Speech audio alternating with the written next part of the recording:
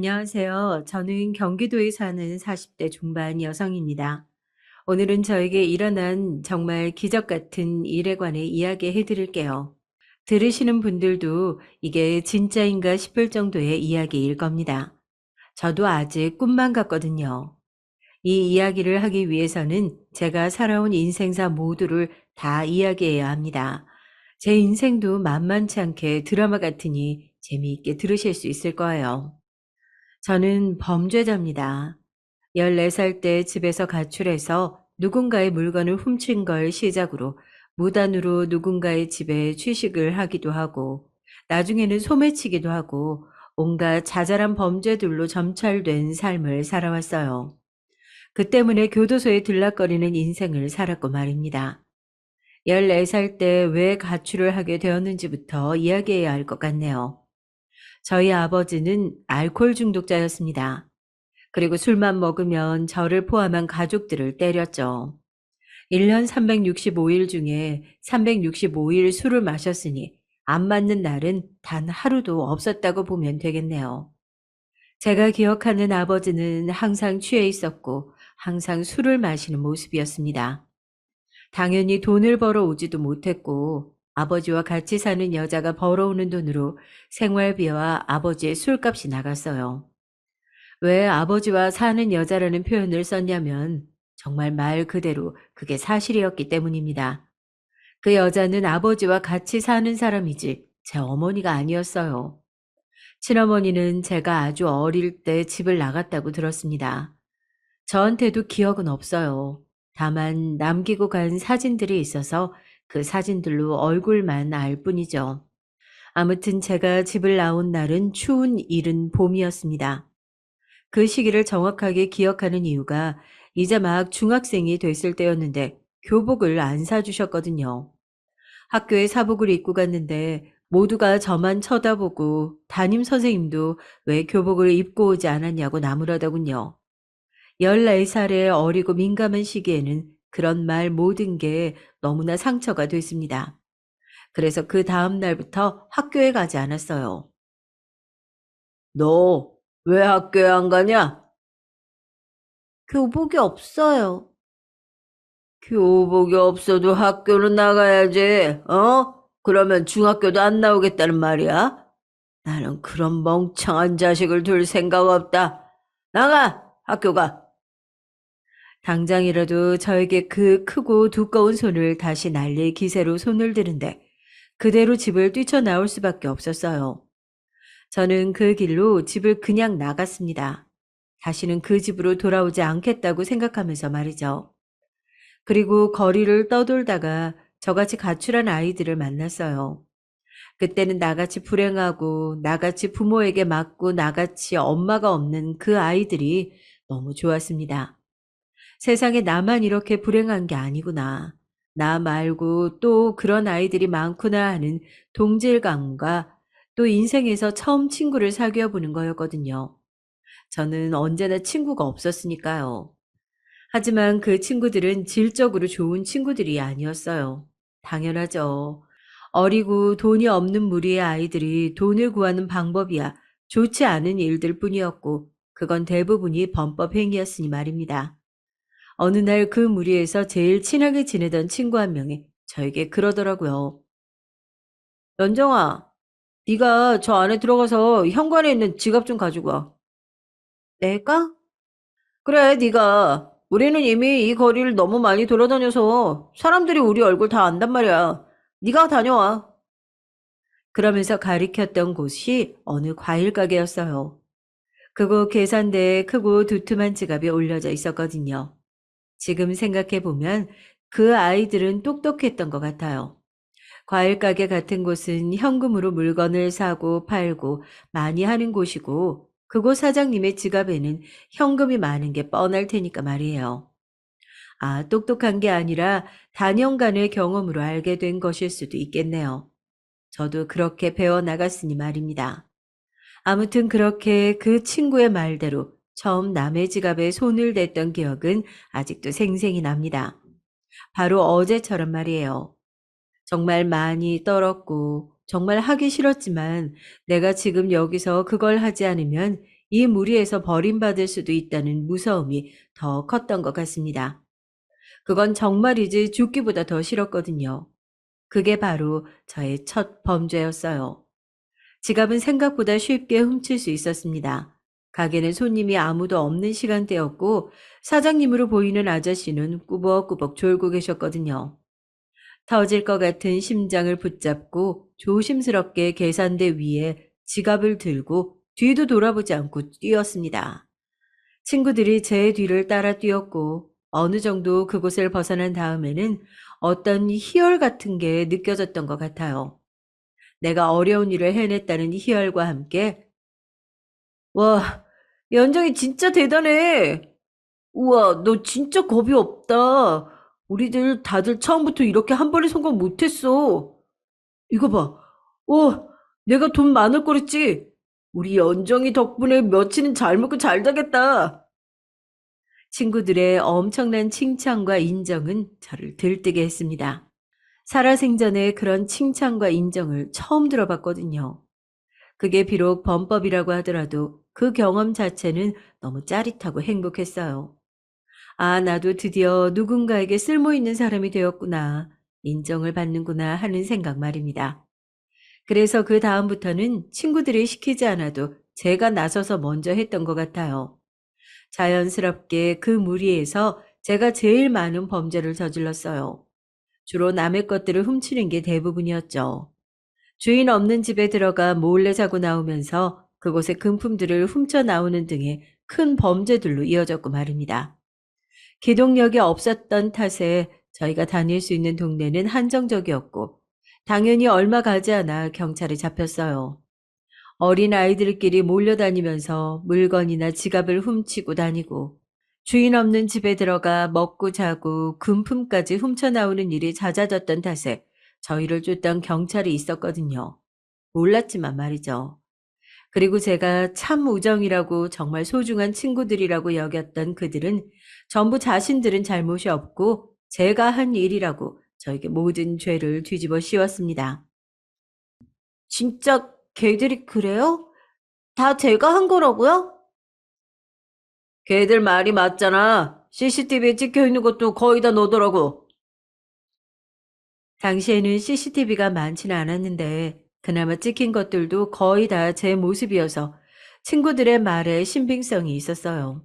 아마 그들도 그래서 저를 몰아갔던 거겠죠. 뭐 그럴 수밖에 없었습니다.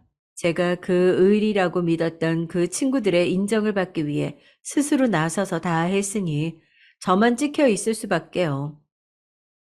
네, 제가 다 했어요. 그때 인생의 모든 의미를 잃어버렸던 것 같아요. 진짜라고 생각했던 친구들, 이제는 의지할 수 있을 거로 생각했던 내 사람들이 사실은 그게 아니었던 겁니다. 그냥 내 옆에 붙어 있으면 내가 알아서 훔쳐다 주고 편하게 지낼 수 있으니 떠받들어 주는 척 했을 뿐, 속으로는 다들 언제든 버릴 수 있는 관계라고 생각했던 거죠. 가족에게 학대당했다고, 부모에게 버림받았다고 동질감을 느끼며 그들에게 마음을 다했던 저는 순식간에 엄청난 배신감에 휩싸였고 더 이상 살고 싶은 생각도 들지 않았어요. 뭐 죽을 용기가 없어서 죽지도 못했지만 말이죠. 그래, 잘 생각했어. 너는 아직 만으로 14살이 안 돼서 처벌도 얼마 안 받아. 우리도 이 사건 좀 빨리 해결하고 퇴근 좀 하자. 제가 인정을 하니 그동안 성질이라는 성질은 다 부리고 짜증이라는 짜증을 다 내던 경찰들도 웃으며 순해지더군요. 뭐 먹고 싶냐, 아저씨가 사주겠다 하면서 말이죠. 그렇게 저는 소년 재판에 넘어갔고 10호 처분을 받았습니다. 보통 그렇게 처분이 나지는 않는다고 들었는데 저를 위해 탄원서를 써줄 사람도 읍소를 해줄 부모도 없었고 무엇보다 적극적으로 나서서 제가 스스로 변호하지 않았잖아요. 반성의 의미가 없는 것 같다며 그런 처분을 내리시더군요. 다시 과거로 돌아간다면 그 순간으로 돌아가면 소년원만큼은 가지 않기 위해 노력했을 것 같아요.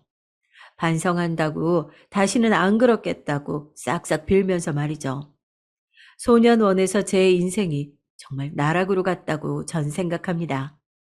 말만 소년원이니 사실 감옥이나 마찬가지거든요. 아주 어린 애들이 있는 감옥 말입니다. 어린 아이들만 있으니 더 원초적이고 더 막무가내였어요. 그리고 더 죄의식도 없었고 말이죠. 우리는 죄를 저질러도 금방 나가잖아. 그리고 전과 기록도 안 남아. 기록이 진짜 안 남아? 촉법 소년은 기록도 안 남아. 그러니까 범죄를 더 저질러도 된다고 말이죠. 그리고 매일같이 어떻게 하면 돈을 더 잘 훔칠 수 있는지, 어떻게 하면 사람들에게 사기를 더 잘 칠 수 있는지, 어떤 사람들을 대상으로 쉽게 범죄를 저지를 수 있는지와 같은 나쁜 것들만 배웠어요. 그리고 저도 자연스레 그들에게 물들어갔고 말입니다. 그런 말 있죠. 까마귀 노는 곳에 백로야 가지 마라. 라는 말 말입니다. 제가 백로라는 말은 아니고 그만큼 쉽게 물드니까 함부로 가지 말라는 소리잖아요. 그 말이 정말 맞았어요. 저는 정말 빠르게 물들었습니다. 그리고 그런 생각도 물드는 거에 한몫을 했던 것 같아요. 나같이 초등학교밖에 못 나오고 이미 소년원까지 왔고 할 줄 아는 것도 없고 해본 것도 없는 애가 나가서 뭘 하고 살 수 있겠어? 내가 어딘가에 사장이라도 나 같은 애는 고용 안 할 텐데. 그 누구도 나를 필요로 하지 않을 거라는 확고한 믿음. 그 믿음이 저를 다시는 돌아올 수 없는 강을 건너게 했어요. 그러고 소년원을 나와서는 본격적으로 범죄를 저질렀습니다. 제일 많이 했던 일은 사람들이 많이들 이야기하는 소위 꽃뱀들이 하는 일들이었죠. 의도적으로 남자들에게 접근해서 이상한 사진을 찍게 하거나 한 뒤에 그걸 빌미로 돈을 뜯어내는 일 말입니다. 가장 손쉽고 가장 많은 돈을 받아낼 수 있었거든요. 돈을 주지 않으려던 사람들도 제가 미성년자라고 하면 당장 큰 돈을 아무렇지 않게 쥐어줬어요. 그 맛을 한번 느끼고 나니까 다른 일은 하지 못하겠더라고요. 그 와중에도 남의 지갑을 훔치거나 빈집을 털거나 하는 것들도 계속했어요. 딱히 집이 없이 노숙 생활을 하는 날도 있었고 돈이 좀 있는 날은 모텔에서 자기도 하면서 말이죠. 두 번째로 경찰에게 잡혔을 때는 소년원이 아니라 진짜 감옥에 가게 됐어요. 거의 성인에 가까운 나이였던 데다가 가중처벌이라 처벌이 3개 났거든요. 감옥에서 이런 생각을 했던 적이 있습니다. 좋은 가정에서 좋은 부모 밑에서 제대로 살았으면 이런 인간이 되지 않았을까? 내가 이렇게 된 건 다 부모 때문인 것 같아. 라고 말이죠.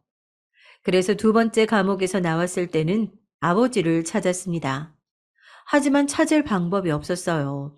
다시 거의 10년 만에 찾아간 예전의 그 집엔 이미 다른 사람이 살고 있었고 주변에 물어봐도 아무도 어디로 이사 갔는지 모르더라고요. 그렇게 맥없이 그 집 앞에 앉아 있을 때였습니다. 너 혹시 연정이 아니냐? 어렸을 때 제가 아버지에게 맞고 울고 있으면 가끔 저에게 과자나 아이스크림 같은 걸 사다 주셨던 앞집 할아버지셨어요. 언제나 저를 안타깝게 생각하셨고 챙겨주려 노력했던 유일한 어른이었죠. 아이고, 어릴 때 얼굴 그대로네, 그대로야. 어떻게 살았어? 살아는 있었네. 다행이네, 다행이야. 아주 많이 늙어버린 그 할아버지는 한참을 제 손을 잡고 팔을 주무르며 그렇게 이야기하셨습니다. 작게 안녕하세요만 하고 고개를 숙이고 아무 말도 하지 못했어요. 제가 하고 다녔던 짓들, 얼마나 많은 범죄를 저지른 범죄자인지 그 할아버지는 알지 못했지만 왠지 모르게 부끄럽다는 생각이 들어서 고개를 들 수가 없었습니다. 아버지 찾아왔냐? 아, 네. 그 말에 할아버지는 어딘가 울컥하신 것 같았어요. 에휴, 그렇게 자식 취업해던 아버지도 압이라고. 아이고. 그렇게 말씀하시더니 잠시 저에게 집으로 들어오라고 하시더군요. 한사코 거절했지만 재차 권하셔서 들어갔습니다. 따뜻한 차와 과일들을 꺼내 오시는 걸 보면서 만약 내가 건강한 가정에서 나고 자라서 제대로 된 할머니, 할아버지가 있다면 명절 같은 날 놀러 갔을 때 이런 기분일까 하는 생각을 하면서 말입니다. 가만히 앉아서 차를 홀쩍거리고 있는데 할아버지가 작은 박스 하나를 가지고 오셨어요. 이게 뭐예요? 네 아비가 남기고 간 거다. 이것밖에 없어. 그 말을 직감적으로 알 수 있었습니다. 아버지가 죽었구나 하는 사실 말이죠. 그리고 할아버지가 이야기했어요. 네가 그렇게 나가고 네 아버지가 더 난리를 쳤댔다. 같이 사는 그 여자한테 너 찾아오라고 난리를 쳐대고 더 패고 내가 그때 신고도 여러 번 했지. 할아버지는 오래전 일을 기억하는 듯한 얼굴로 계속해서 말을 이어나가셨어요. 그러다 얼마 안 돼서 그 여자도 바로 짐을 싸고 집을 나갔다. 집에 돈 될 만한 건 모조리 다 들고 나갔더구나. 네 아버지가 바닥에 주저앉아서 온갖 욕을 다 하면서 고래고래 소리를 지르는 걸 들었지. 결국 그렇게 됐더군요. 그 여자는 저에게 딱히 잘하지도 않았지만 마음속으로는 약간 동질감도 있던 여자이긴 했어요. 같이 아버지에게 맞는 사이였으니까요. 제가 가만히 고개를 끄덕이고 있자 할아버지는 제 손을 꼭 잡으셨어요. 이 아버지, 그러고 얼마 안 돼서 죽었다. 신기하다는 생각이 먼저 들었던 것 같아요. 제가 기억하는 아버지는 언제나 센 사람이었고 영원히 죽지 않을 어떤 거대한 악당과 같이 느껴졌었거든요. 그런데 죽었다니 뭔가 이상한 기분이 들었습니다. 슬프거나 한 건 전혀 아니었던 것 같아요. 자기 스스로 그렇게 했다고 했어. 그건 더 신기했습니다.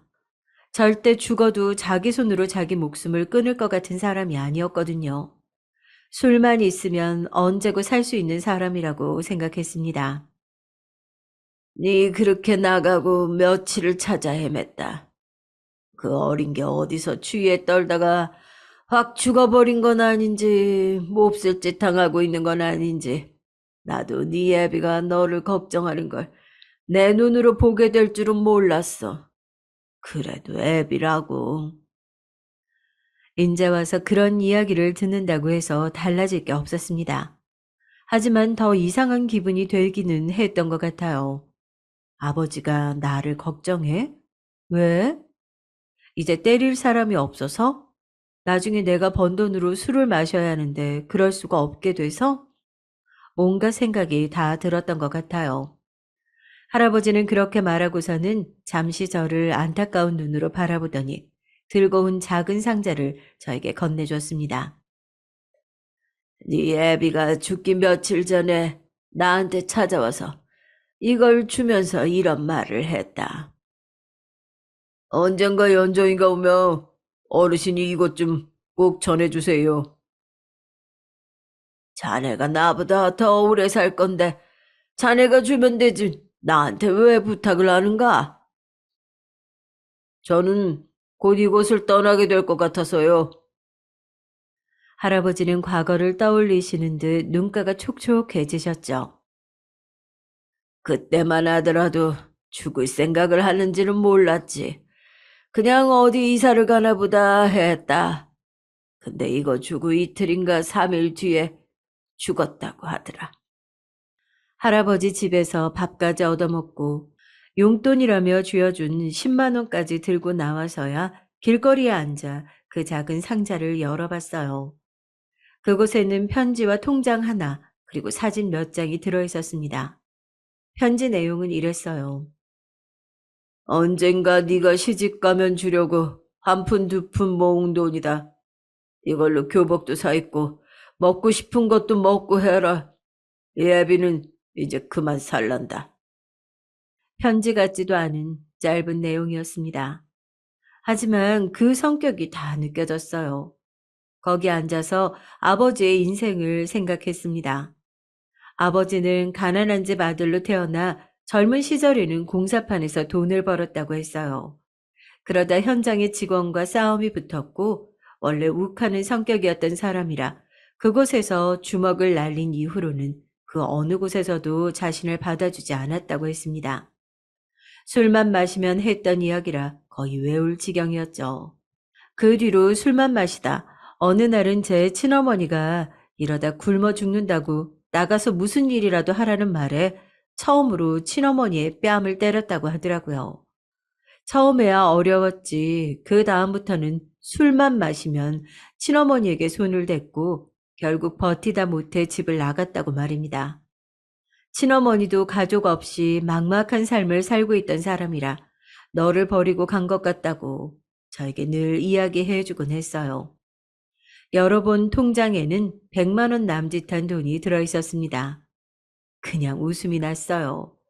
그 적은 돈을 그래도 돈이라고 모았을 아버지와 그 정도 돈도 없는 제가 너무 웃겨서 그냥 웃음이 났습니다.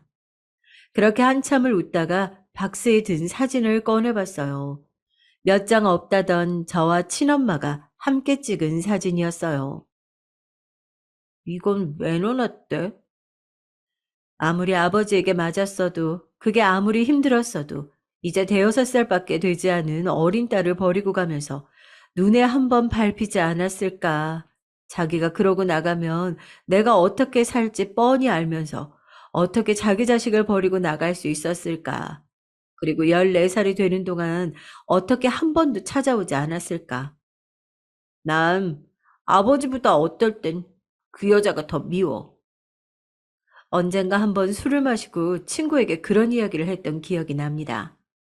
사진을 찢어버릴까 하다가 그냥 주머니에 쑤셔 넣었어요. 그리고는 그 동네를 빠져나왔습니다. 그리고 지금까지 한 번도 다시 그 동네를 가본 적은 없어요. 그러고 나서 얼마 뒤에 저는 다시 범죄를 저질러 교도소에 들어갔거든요. 세 번째 출소했을 때는 어느덧 30이 다 되어 있었습니다. 정말 아무것도 한 거 없이 남의 것을 훔치고 사기를 치면서 보낸 세월과 그로 인한 교도소 생활만을 반복하며 30에 가까운 나이가 되었어요. 이젠 한번 제대로 살아보려고. 저라고 그런 마음을 품었던 시기가 왜 없었겠어요. 당연히 있었죠.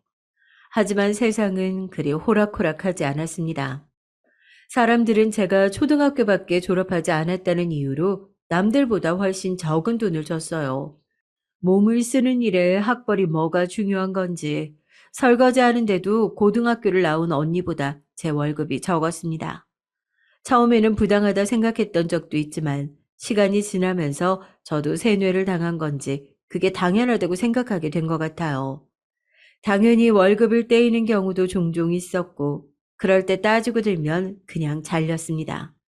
저는 그래도 되는 사람이었어요. 그리고 어디에선가 제가 범죄자라는 걸 알게 되면 그걸 이용해 돈을 떼어먹기도 하고 덜 주기도 하고 그랬습니다. 저는 어디 가나 그런 취급을 받아도 되는 사람이었어요. 차별해도 되는 사람, 무시해도 되는 사람, 그게 저였습니다. 그런 일을 몇 번 겪고 나니까 정당하게 돈을 벌어서 먹고 사는 일은 할 수 없겠다는 생각만 더 깊어졌습니다. 그런 생각을 하게 된 결정적인 사건이 있었어요. 내가 너 범죄자인 거 소문 다 내면 어쩔 거야? 어? 제발 그러지 말아달라고 제가 부탁드렸잖아요. 그래서 월급도 덜 받은 거잖아요. 마지막으로 일했던 식당에서의 사장은 제가 범죄자인 걸 알게 되자마자 월급을 기존에 주던 것의 반으로 줄였고 그것도 모자라 여성으로서 잠자리까지 요구하기 시작했습니다. 그 식당에서는 나름 동료들도 사귀며 잘 지내고 있었던 터라 월급을 줄이는 것까지 감수해가며 계속 다녔던 건데 그런 것까지 요구하기 시작하니 더는 다닐 수 없겠더라고요. 그러다 큰일을 당할 뻔했어요. 가까스로 탈출해 경찰에 신고했지만 이번에는 제 전과가 제 발목을 잡았습니다. 아니, 이런 전과가 있는데 뭘 믿어줘요? 예전에 이런 죄를 저지른 건 맞지만 그렇다고 제가 그런 일을 당해도 된다는 건 아니잖아요. 이번엔 진짜라니까요. 진짜는 무슨, 쟤 나한테 돈 뜯어내려고 사기치는 거라니까. 이미 그런 걸로 감방도 수도 없이 들락거렸는데 누가 네 말을 믿어? 정말 그 사장의 말이 맞았습니다. 아무도 제 말을 믿어주지 않았어요. 나름 친하게 지냈다고 생각했던 동료들까지 제가 범죄자란 사실을 알게 되자마자 다른 눈으로 저를 바라봤습니다.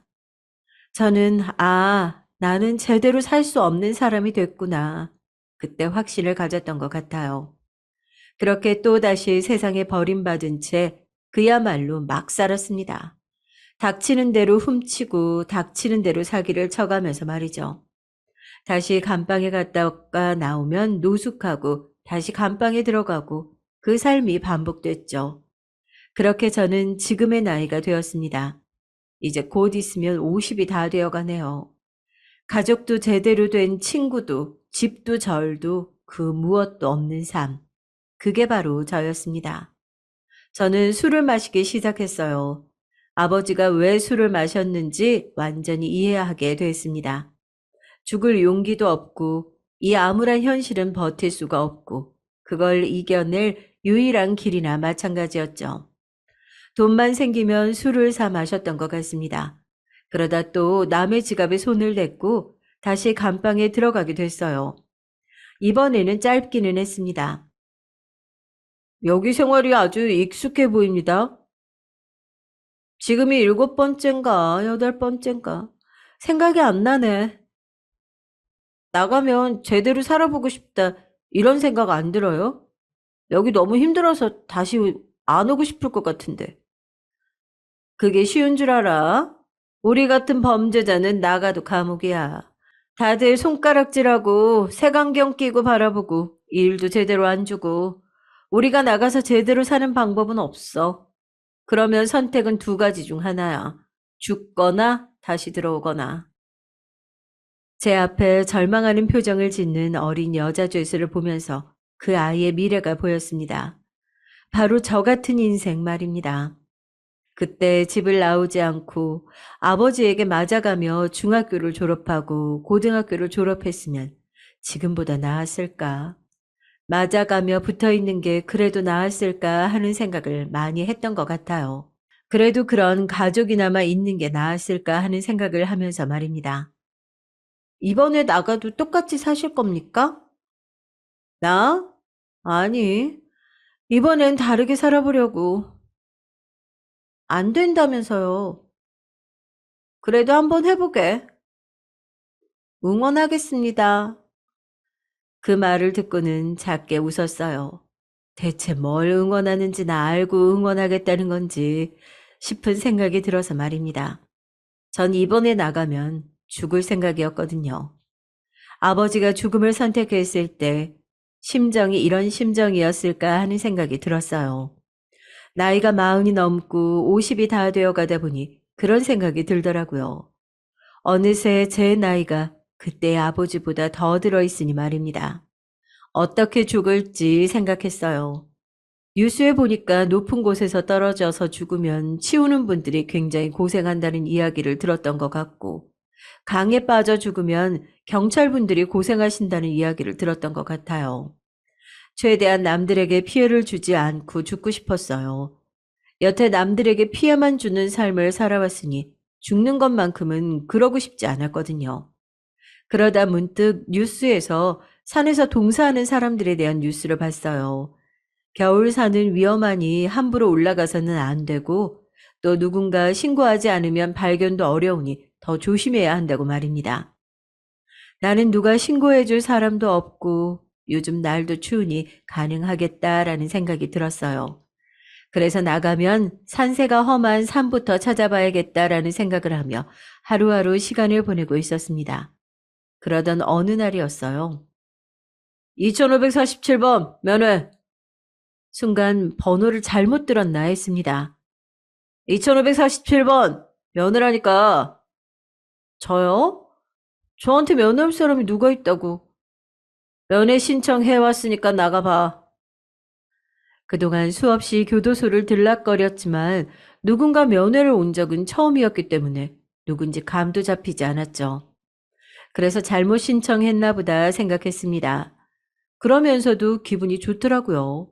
누군가 찾아와서 나간다는 건 이런 기분이구나 하면서 말이죠. 예상대로 면회를 온 사람의 얼굴은 처음 보는 낯선 사람의 얼굴이었습니다. 아, 잘못 왔나 보다 생각하고 이런 기분을 잠시나마 느끼게 해준 것이 고마워서 친절하게 이야기했어요. 사람을 잘못 찾아오신 것 같아요. 그런데 저를 찾아온 중년의 남성은 제 또래 정도로 보였어요. 그 남자는 저를 가만히 보더니 이렇게 말하더군요. 김현정 씨 맞으시죠? 네, 제 이름이 맞기는 한데, 그러면 잘 찾아온 거 맞아요. 그런데 저를 찾아올 사람이 없는데요. 처음 뵙는 분이고, 동명이인을 오해하신 거 아닐까요? 하지만 그 남성은 아무 말도 해주지 않은 채 돌아갔습니다. 정말 의아했지만 며칠이 지나고 출소일이 다가오니 그마저도 잊었어요. 그리고 출소일이 다가왔습니다. 늘 그랬던 것처럼 밖에 저를 찾아오는 이는 아무도 없을 거라고 당연히 그렇게 생각했죠. 그래서 자연스럽게 나와서 갈 길 가는데 누군가 말을 걸어왔습니다. 김현정 씨, 저를 부르는 소리에 교도관인가 싶어 황급히 뒤를 돌아봤어요. 하지만 그곳에는 교도관이 아닌 얼마 전 저를 찾아왔던 그 남자가 서 있었습니다. 최고급 외제차를 끌고 말이죠. 아니, 대체 누구시고 저를 어떻게 하시는 거예요? 제가 상당히 의심스러운 눈초리로 물었습니다. 그 남자는 아무 표정 없는 얼굴로 저를 가만히 보더니 사진 한 장을 꺼냈어요. 그러고는 물었죠. 이분 누군지 기억하세요? 저는 가까이 다가가 그 사진을 뚫어져라 봤습니다. 아니, 사실 뚫어져라 보지 않아도 알 수 있었어요. 그 사진은 저한테도 있는 사진이니까 말입니다. 제 표정이 변하는 걸 보는 그 남자는 다시 한번 물었습니다. 이분 아시죠? 제가 멍한 얼굴로 가만히 고개를 끄덕였습니다. 그러고는 작게 말했어요. 나를 낳아준 사람이요. 바로 친어머니였습니다. 순간 정말 오만 가지 생각이 나 머릿속을 다 스쳐 지나갔던 것 같아요. 무슨 일로 나를 찾아온 건지, 혹시 죽어서 찾아온 건지, 아니면 친어머니도 대단한 사고를 치고 다니시나, 기타 등등 말입니다. 그 남자는 저를 가만히 바라보다가 말을 했어요. 이분이 지금 김현정 씨를 찾으세요. 저를요? 왜요? 인제 와서 왜요? 라는 소리만 나오는 게 당연했습니다. 뭐 어린 시절도 아니고 나이가 50이 다 된 딸을 버린 지 30년이 지나서 찾는다는 것이 이상하잖아요. 지금 친어머니 나이는 70이 넘었을 텐데 말입니다. 따님분이시니까요. 아니, 그러니까 왜 인제 와서 저를... 그건 만나서 들어보시죠. 그러고는 저를 어딘가로 안내했습니다. 사실 저는 곧 죽을 생각을 하고 있었기 때문에 정말 겁없이 그 사람의 뒤를 따라갔던 것 같아요.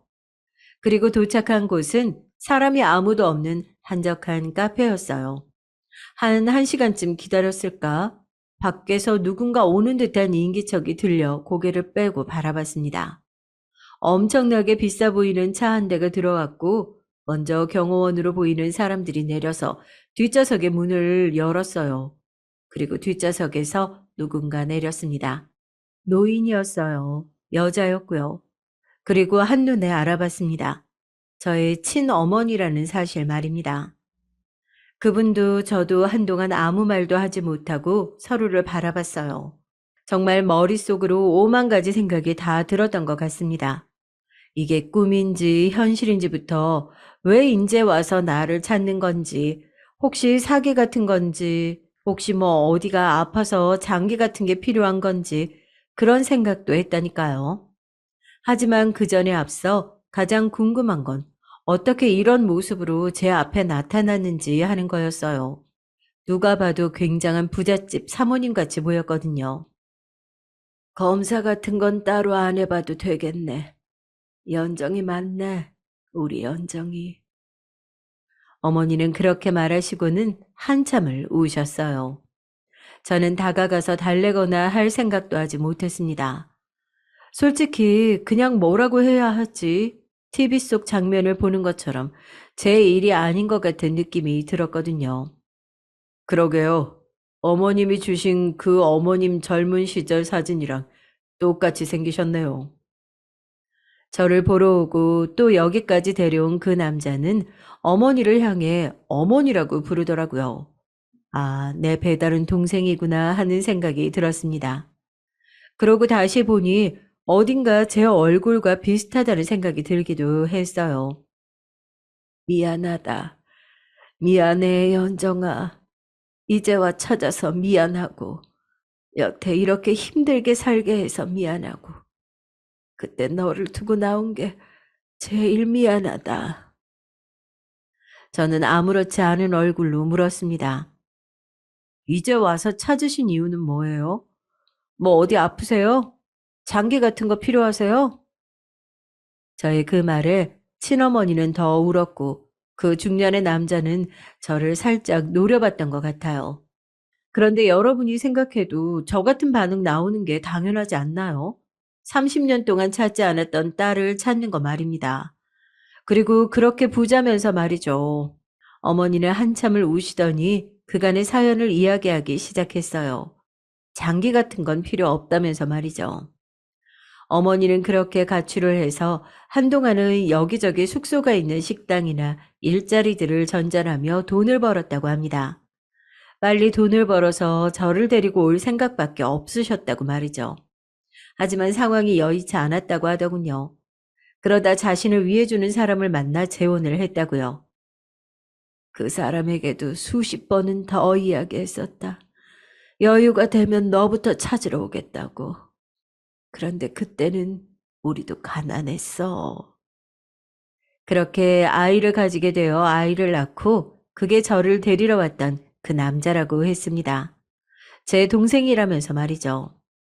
그 이후에는 왜 안 찾으러 오셨는데요?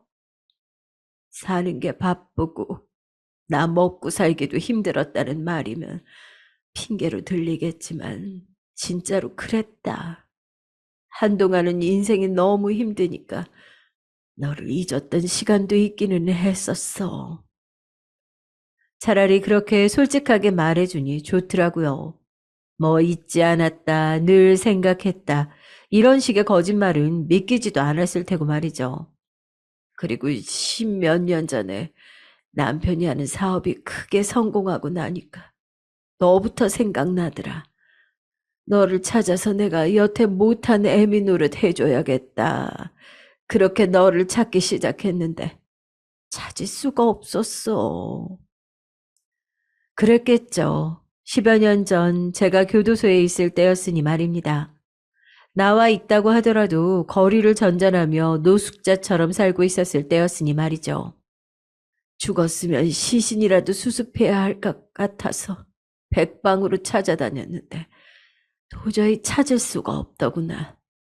그러다 마지막으로 아들이 혹시 모르니까 교도소 쪽으로 찾아보자고 해서 너는 여자니까 찾기가 더 쉬울 거라고. 그렇죠. 전국에 여자 교도소는 많지 않았으니까 더 찾기가 쉽기는 했을 겁니다. 아무튼 어머니는 그렇게 해서 저를 찾게 되었다고 말했어요. 자신이 죽기 전에 살아있는 저를 보게 되어 얼마나 기쁜지 모른다고 말이죠. 감동적이거나 고맙다거나 하는 생각은 크게 들지 않았어요. 내가 그렇게 죽을 용기가 없어 죽지 못해 사는 동안 떵떵거리고 잘 살았을 생각을 하니 화가 나는 것도 있었고, 그래서 그냥 확 죽어버려서 죽을 때도 죄책감을 가지게 하는 게 좋았을 걸 하는 생각이 들 정도로 말이죠. 하지만 주겠다는 걸 마다하지는 않았습니다. 일단 저는 돈이라고는 하나도 없는 상태였고 내가 자존심을 세워서 받지 않는다 한들 죽는 선택밖에 더 하냐 싶은 마음에 말입니다. 넌 그냥 나랑 며칠에 한 번 만나서 대화만 해주면 된다. 어머니는 그렇게 만날 때마다 집이며 돈이며 그런 것들을 쥐어주셨어요. 마치 돈으로 여태 못한 부모 노릇을 하겠다는 듯 말입니다. 그리고 만날 때마다 자신의 이야기를 했어요. 자신이 그동안 얼마나 저를 생각했는지와 같은 이야기나 제가 어렸을 때 이야기하면서 말이죠. 그 앞집 할아버지는 어릴 때도 너를 참 예뻐하셨다. 어느 순간은 공통으로 아는 이야기가 나오며 반갑기도 했어요. 아유, 오늘은 왜 이렇게 늦었니? 기다렸는데. 또 어느 순간은 저를 기다려주는 사람이 생겼다는 것에 마음이 따뜻해지기도 했습니다. 그렇게 며칠, 몇 달, 긴 시간을 함께하다 보니 정이 안 쌓일 수가 없었어요.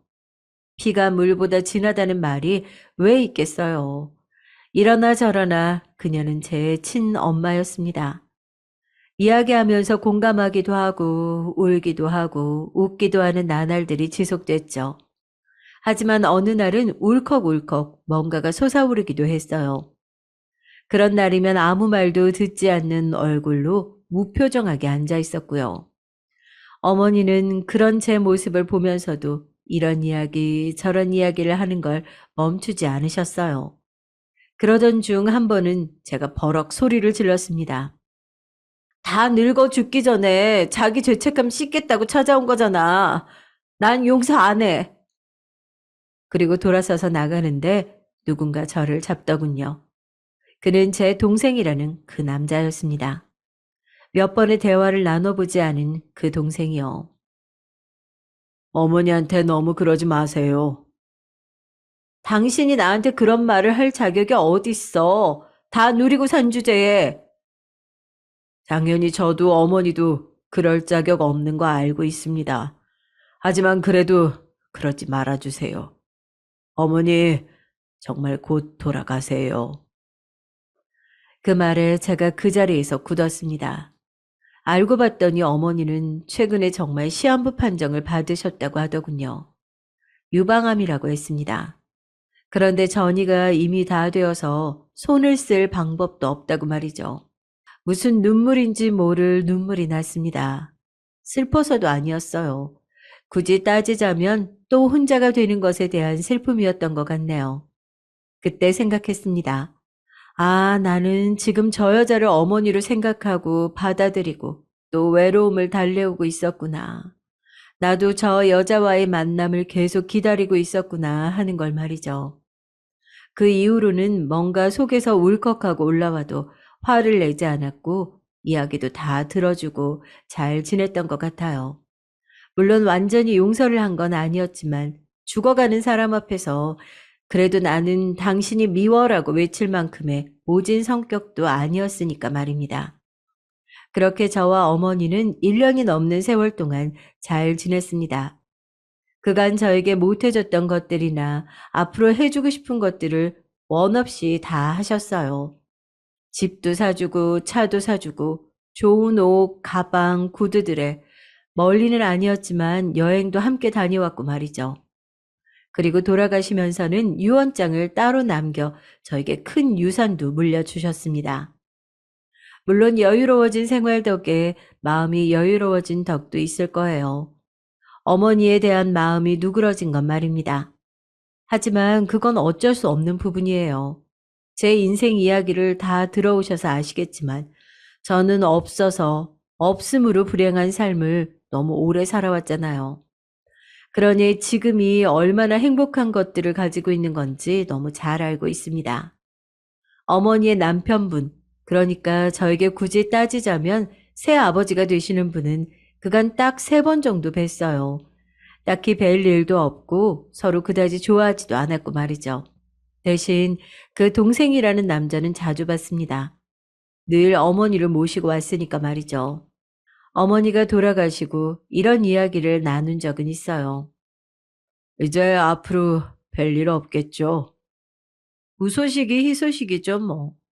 그리고 희소식을 바랄 사이도 아니고.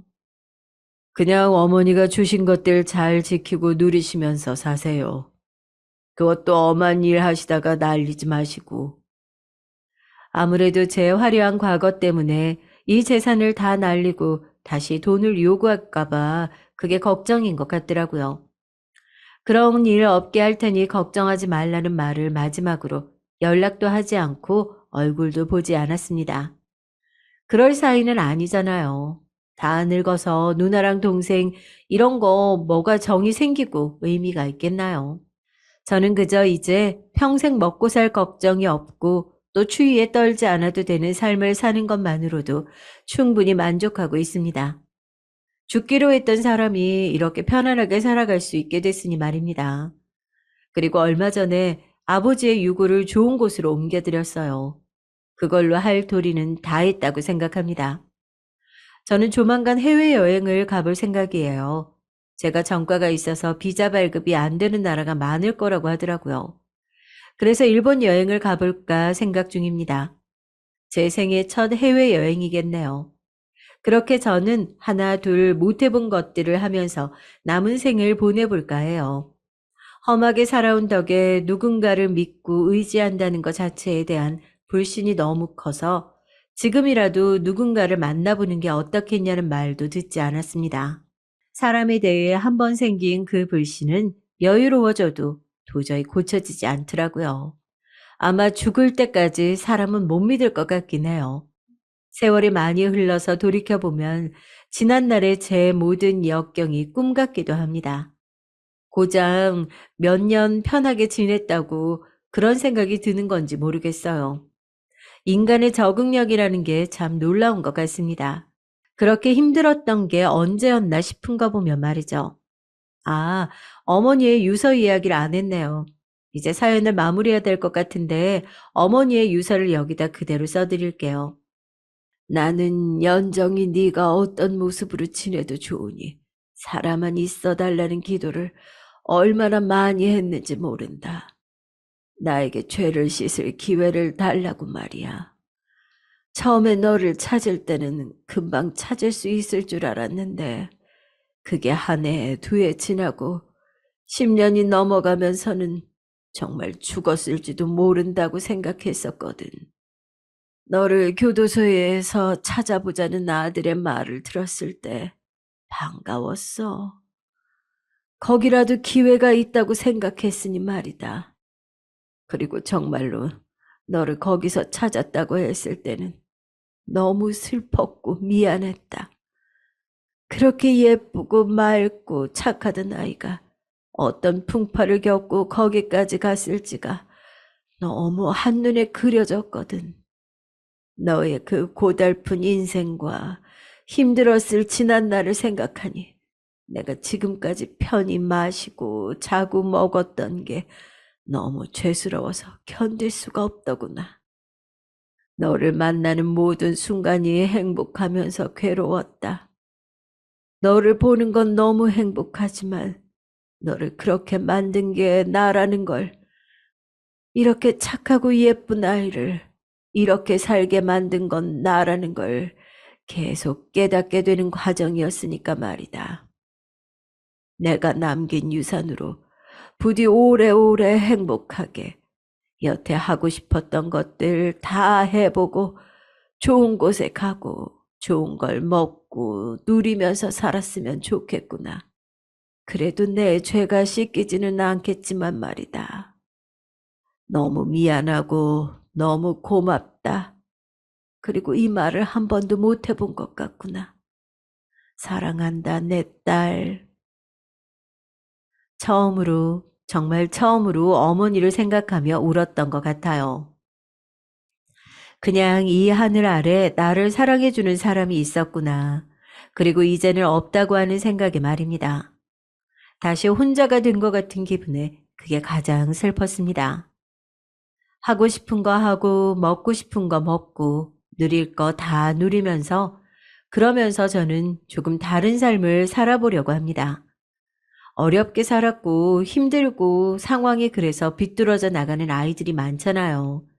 그런 친구들이 저 같은 인생을 살지 않았으면 해서 가출 청소년들을 위한 작은 쉼터를 만들 계획을 하고 있어요. 물론 그거 하나로 모든 게 달라지지는 않겠지만 단 한 명이라도 저와 같은 삶을 살려던 아이들의 마음을 바꿔놓을 수만 있다면 그걸로도 좋은 것 같아서 말입니다. 그리고 아무리 힘들어서였다고는 하나 어쨌든 저는 많은 사람에게 죄를 저지르며 살아온 업보가 많은 인생이잖아요. 그래서 이런 식으로라도 그 죄를 조금이나마 씻고 싶은 마음도 있고 말이죠. 물론 돈을 다 그렇게 쓸 생각은 아닙니다. 저도 제 삶을 누리는데도 최선을 다할 거예요. 그동안 하고 싶었는데 돈 때문에 못 해본 일들이 너무 많으니까 말입니다. 사연을 보내기 위해 아주 어린 시절부터 지금까지의 저의 모든 일들을 다 쓰고 보니 정말 제 이야기가 영화보다 더 영화 같고 드라마보다 더 드라마 같다는 생각이 드네요. 다 제가 겪은 일인데, 와, 나는 저걸 어떻게 다 겪었지 하는 생각이 드는 거 보면 말입니다. 확실히 세월이 주는 선물 중에 하나는 모든 일에 묻어내진다는 것 같아요. 묻어내진다는 다른 말이 마음이 단단해진다. 인 것 같기도 합니다. 모든 일을 어릴 때처럼 슬퍼하고 기뻐하면서 저도 아마 어머니를 다시 만나기 전에 세상을 떠났을지도 모를 일입니다. 그러니 세월이 가고 나이를 먹는 걸 너무 슬퍼만 하지 않아도 될 것 같다는 생각을 요새는 종종 하곤 해요. 어머니를 만나고 얼마 안 됐을 때는 조금 억울하기도 했거든요. 조금 더 어리고 젊었을 때 만났더라면 더 많은 것들을 누리고 또 어머니와도 더 오래 함께 지낼 수 있었을 텐데 하는 생각으로 말입니다. 저의 이야기는 여기까지입니다. 여러분들은 어떻게 들으셨을지 모르겠지만 저는 이 사연을 쓰면서 울고 웃고 했어요. 지난날에 제가 떠오르기도 하고 또 그걸로 위로받기도 하면서 말이죠. 별일이 없다면 저는 이 사연을 보내고 며칠 뒤에 생애 첫 해외여행을 갑니다. 조금 전에 이야기했던 일본으로 말이에요. 다가올 어떤 날을 기다리면서 심장이 설렘으로 두근거리는 경험도 저에게는 낯선 경험이라 새롭네요. 내가 누리고 있는 이 당연한 것들이 당연한 게 아니라는 생각을 하면 조금 더 행복하게 살 수 있을 것 같습니다. 누군가는 간절히 바라는 모습일 수도 있으니까요. 옆에 나를 생각해주는 사람이 있고 맛있는 음식을 먹고 편안한 곳에서 자는 삶 말입니다. 이제 정말 이야기를 마무리해야 될 것 같네요. 긴 이야기 들어주셔서 감사합니다. 여러분들도 오늘의 저처럼 늘 행복하세요. 안녕하세요. 전 50대 후반에 들어서고 있는 평범한 여성입니다. 젊었을 적엔 인생의 좋은 일만 기록하고 싶었는데, 이제는 미우나 고우나 잊을 수 없는 기억을 가장 먼저 남기고 싶더군요. 제가 버텨온 시간을 활자로 남겨보면서 쉽지 않지만 정말 잘 이겨내 왔다라고 스스로를 토닥이는 게 큰 위안이 되더라고요. 그래서 제 인생에 있어서 가장 커다란 시련이자 가슴속에 묻어둔 일을 여러분과 나누고자 합니다. 누군가에게 위안과 위로가 줄 수도 있을 것 같아서요. 그럼 이야기를 들려드릴게요. 저는 20년 전에 집에서 도망쳐 나왔어요. 너무 까마득한 일이지만 그때의 기억은 아직도 어제 일처럼 선명합니다. 남편에게 일상처럼 모진 막말과 막대먹은 행위를 당했었거든요. 사실 전 남편은 당시 공기업을 다닐 정도로 유능한 인재에 주변인들한테는 인품으로 인정받던 사람이었어요. 그래서 저도 고향에 있던 모든 일을 접고 남편 집을 따라 처음 가보는 타지에서 신혼을 시작했거든요. 저에게도 평소엔 다정하고 좋은 남편이었고요. 하지만 결혼하고 1년 후부터 본인의 말을 듣지 않거나 말대꾸를 한다 싶으면 갑자기 화를 내면서 물건을 집어던지는 게 일쑤였죠. 처음엔 살다 보면 나아질 줄 알았어요. 제가 조심하고 아이도 생겨서 남편이 가정에 대한 책임감이 생기면 고쳐질 줄 알았죠.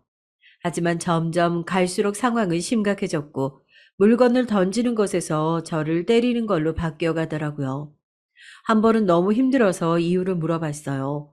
대체 나한테 이러는 이유가 뭐냐고.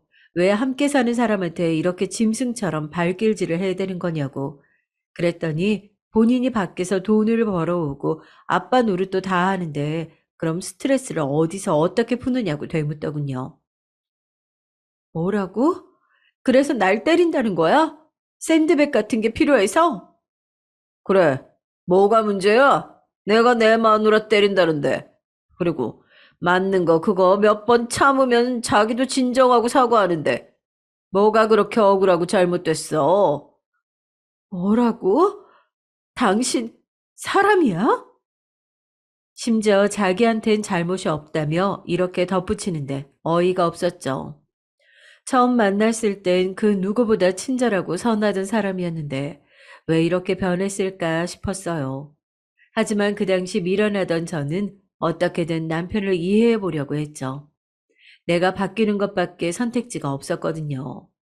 그땐 이혼하고 나서 혼자 자립할 능력도 없었고 아이들도 너무 어렸으니까요. 그렇게 스스로를 다독이며 참으면 될 줄 알았는데 상황을 더 안 좋게 만들 거란 생각을 못 했어요.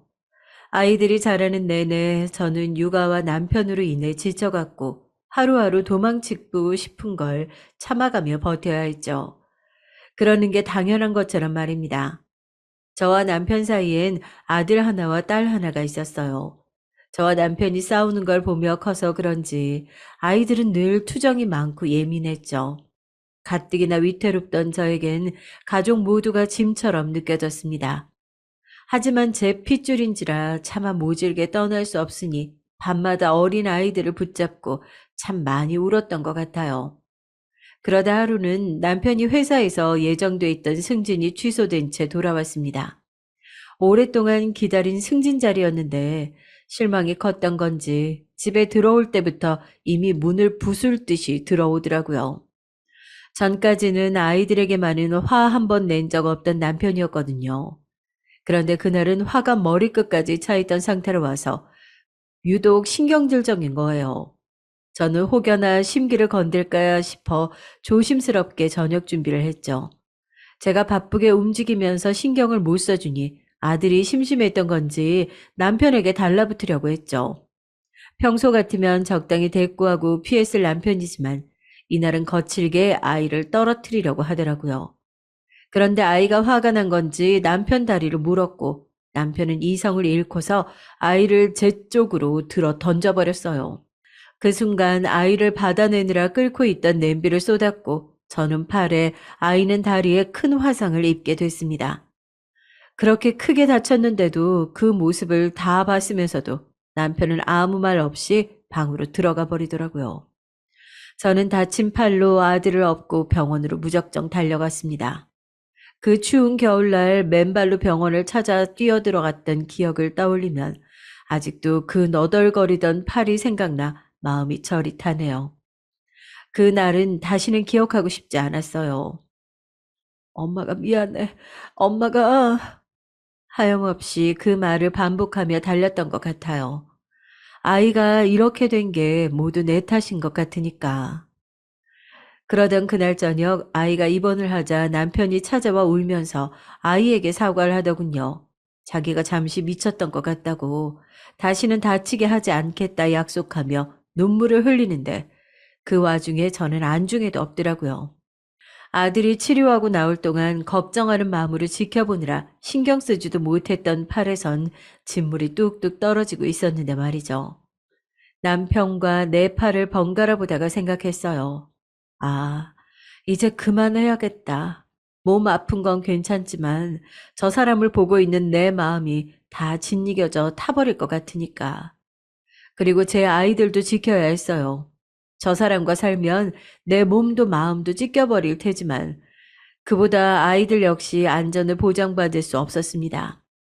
그제서야 저는 남편과의 이혼을 결심했어요. 물론 남편은 쉽게 요구를 받아들이지 않았죠. 이혼? 무슨 소리 하는 거야, 지금? 뭐 따로 떨어져 살면 장밋빛 인생이라도 될 것 같아? 꿈깨. 나 진심이야.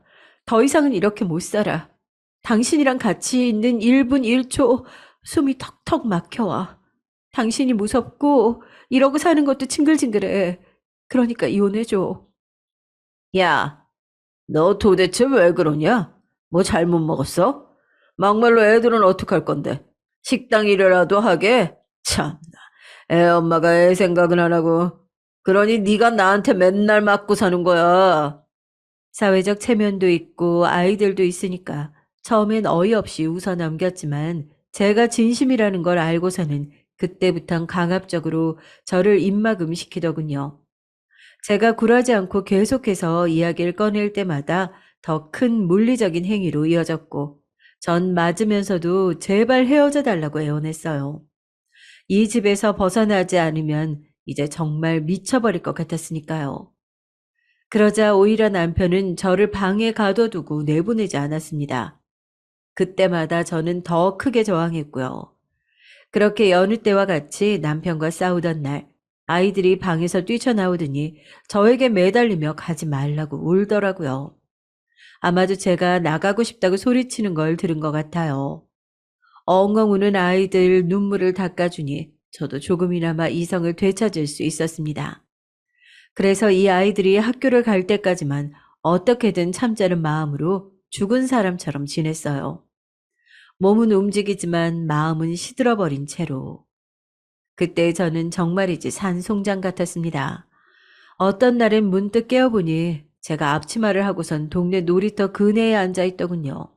놀러 나가겠다는 아이들을 내보내고서 돌아가던 길 같은데 무슨 정신이었던 건지 놀이터로 와서 멍하니 있던 거예요. 그렇게 집으로 돌아가지도 다른 곳으로 가지도 못한 채 하염없이 그네에 앉아 있었어요. 제가 갈 수 있는 곳이 아무 데도 없었거든요. 그러던 어느 날 저는 기어코 일을 저지르고 말았습니다.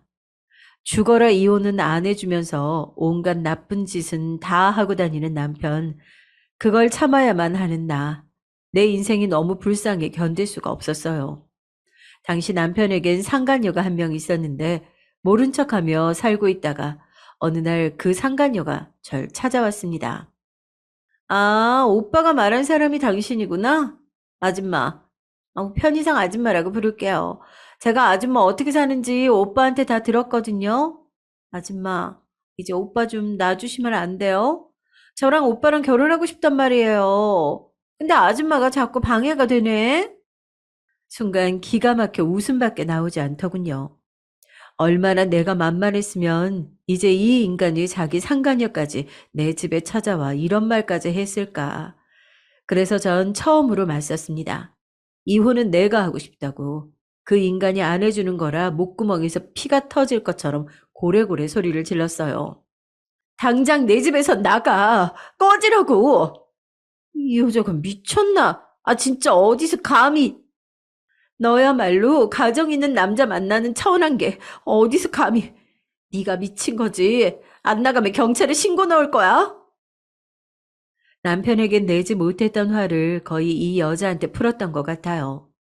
한 맺힌 울음을 토하듯, 그러니까 그 여자도 당황한 듯 주춤주춤 뒤로 물러섰는데요. 때마침 남편이 들어와 전이의 제 목소리를 들은 건지 제 앞에서 당당히 상간녀를 감싸고 돌더라고요.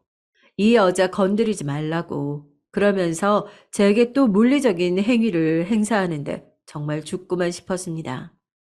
정말 그런 수치심이 없더라고요. 상간녀 앞에서 이런 일을 당해야 하다니. 그것도 내 남편에게. 오죽하면 상간녀가 나중에 말리며 남편을 데리고 나갈 정도였어요. 그때 전 결심했습니다. 집을 나가기로. 처음엔 아이들도 함께 데리고 나오려고 했어요. 그런데 당시에 저는 정신도 몹시 망가졌던 모양이에요. 이미 자기를 잃어버리고 산 지 오래되어서 그런가. 남편에게 굴복되어 피해자로 산 세월이 너무 오래되어서 그런가. 참 힘들고도 모진 선택을 하고 말았습니다. 첫째 아들이 12살, 둘째 딸이 8살이 되던 해 저는 집에서 도망쳐 나왔습니다. 얼굴을 보면 차마 못 갈 것 같아서 아이들을 일찍 재우고 남편이 술이 취해 잠든 걸 확인하자마자 짐을 챙겨 나왔어요. 생각보다 너무 손쉬웠습니다. 2년 전부터 미리 싸둔 짐은 옷장 안에 그대로 있었으니까요. 그렇게 미친 듯이 뛰어나와 사촌 언니 집으로 도망쳤어요. 마음의 안정을 취할 때까지 언니와 함께 몇 달을 지내며 저는 방을 구해서 나왔죠. 3평 남짓한 좁은 방에서 저는 생애 가장 큰 자유를 느꼈습니다. 처음으로 내 공간이 생겼다는 생각에 눈물이 멈추지 않더군요. 집을 얻어 들어간 첫날 아무것도 없는 방에서 짐을 끌어안고 잤는데도 행복해서 울었어요.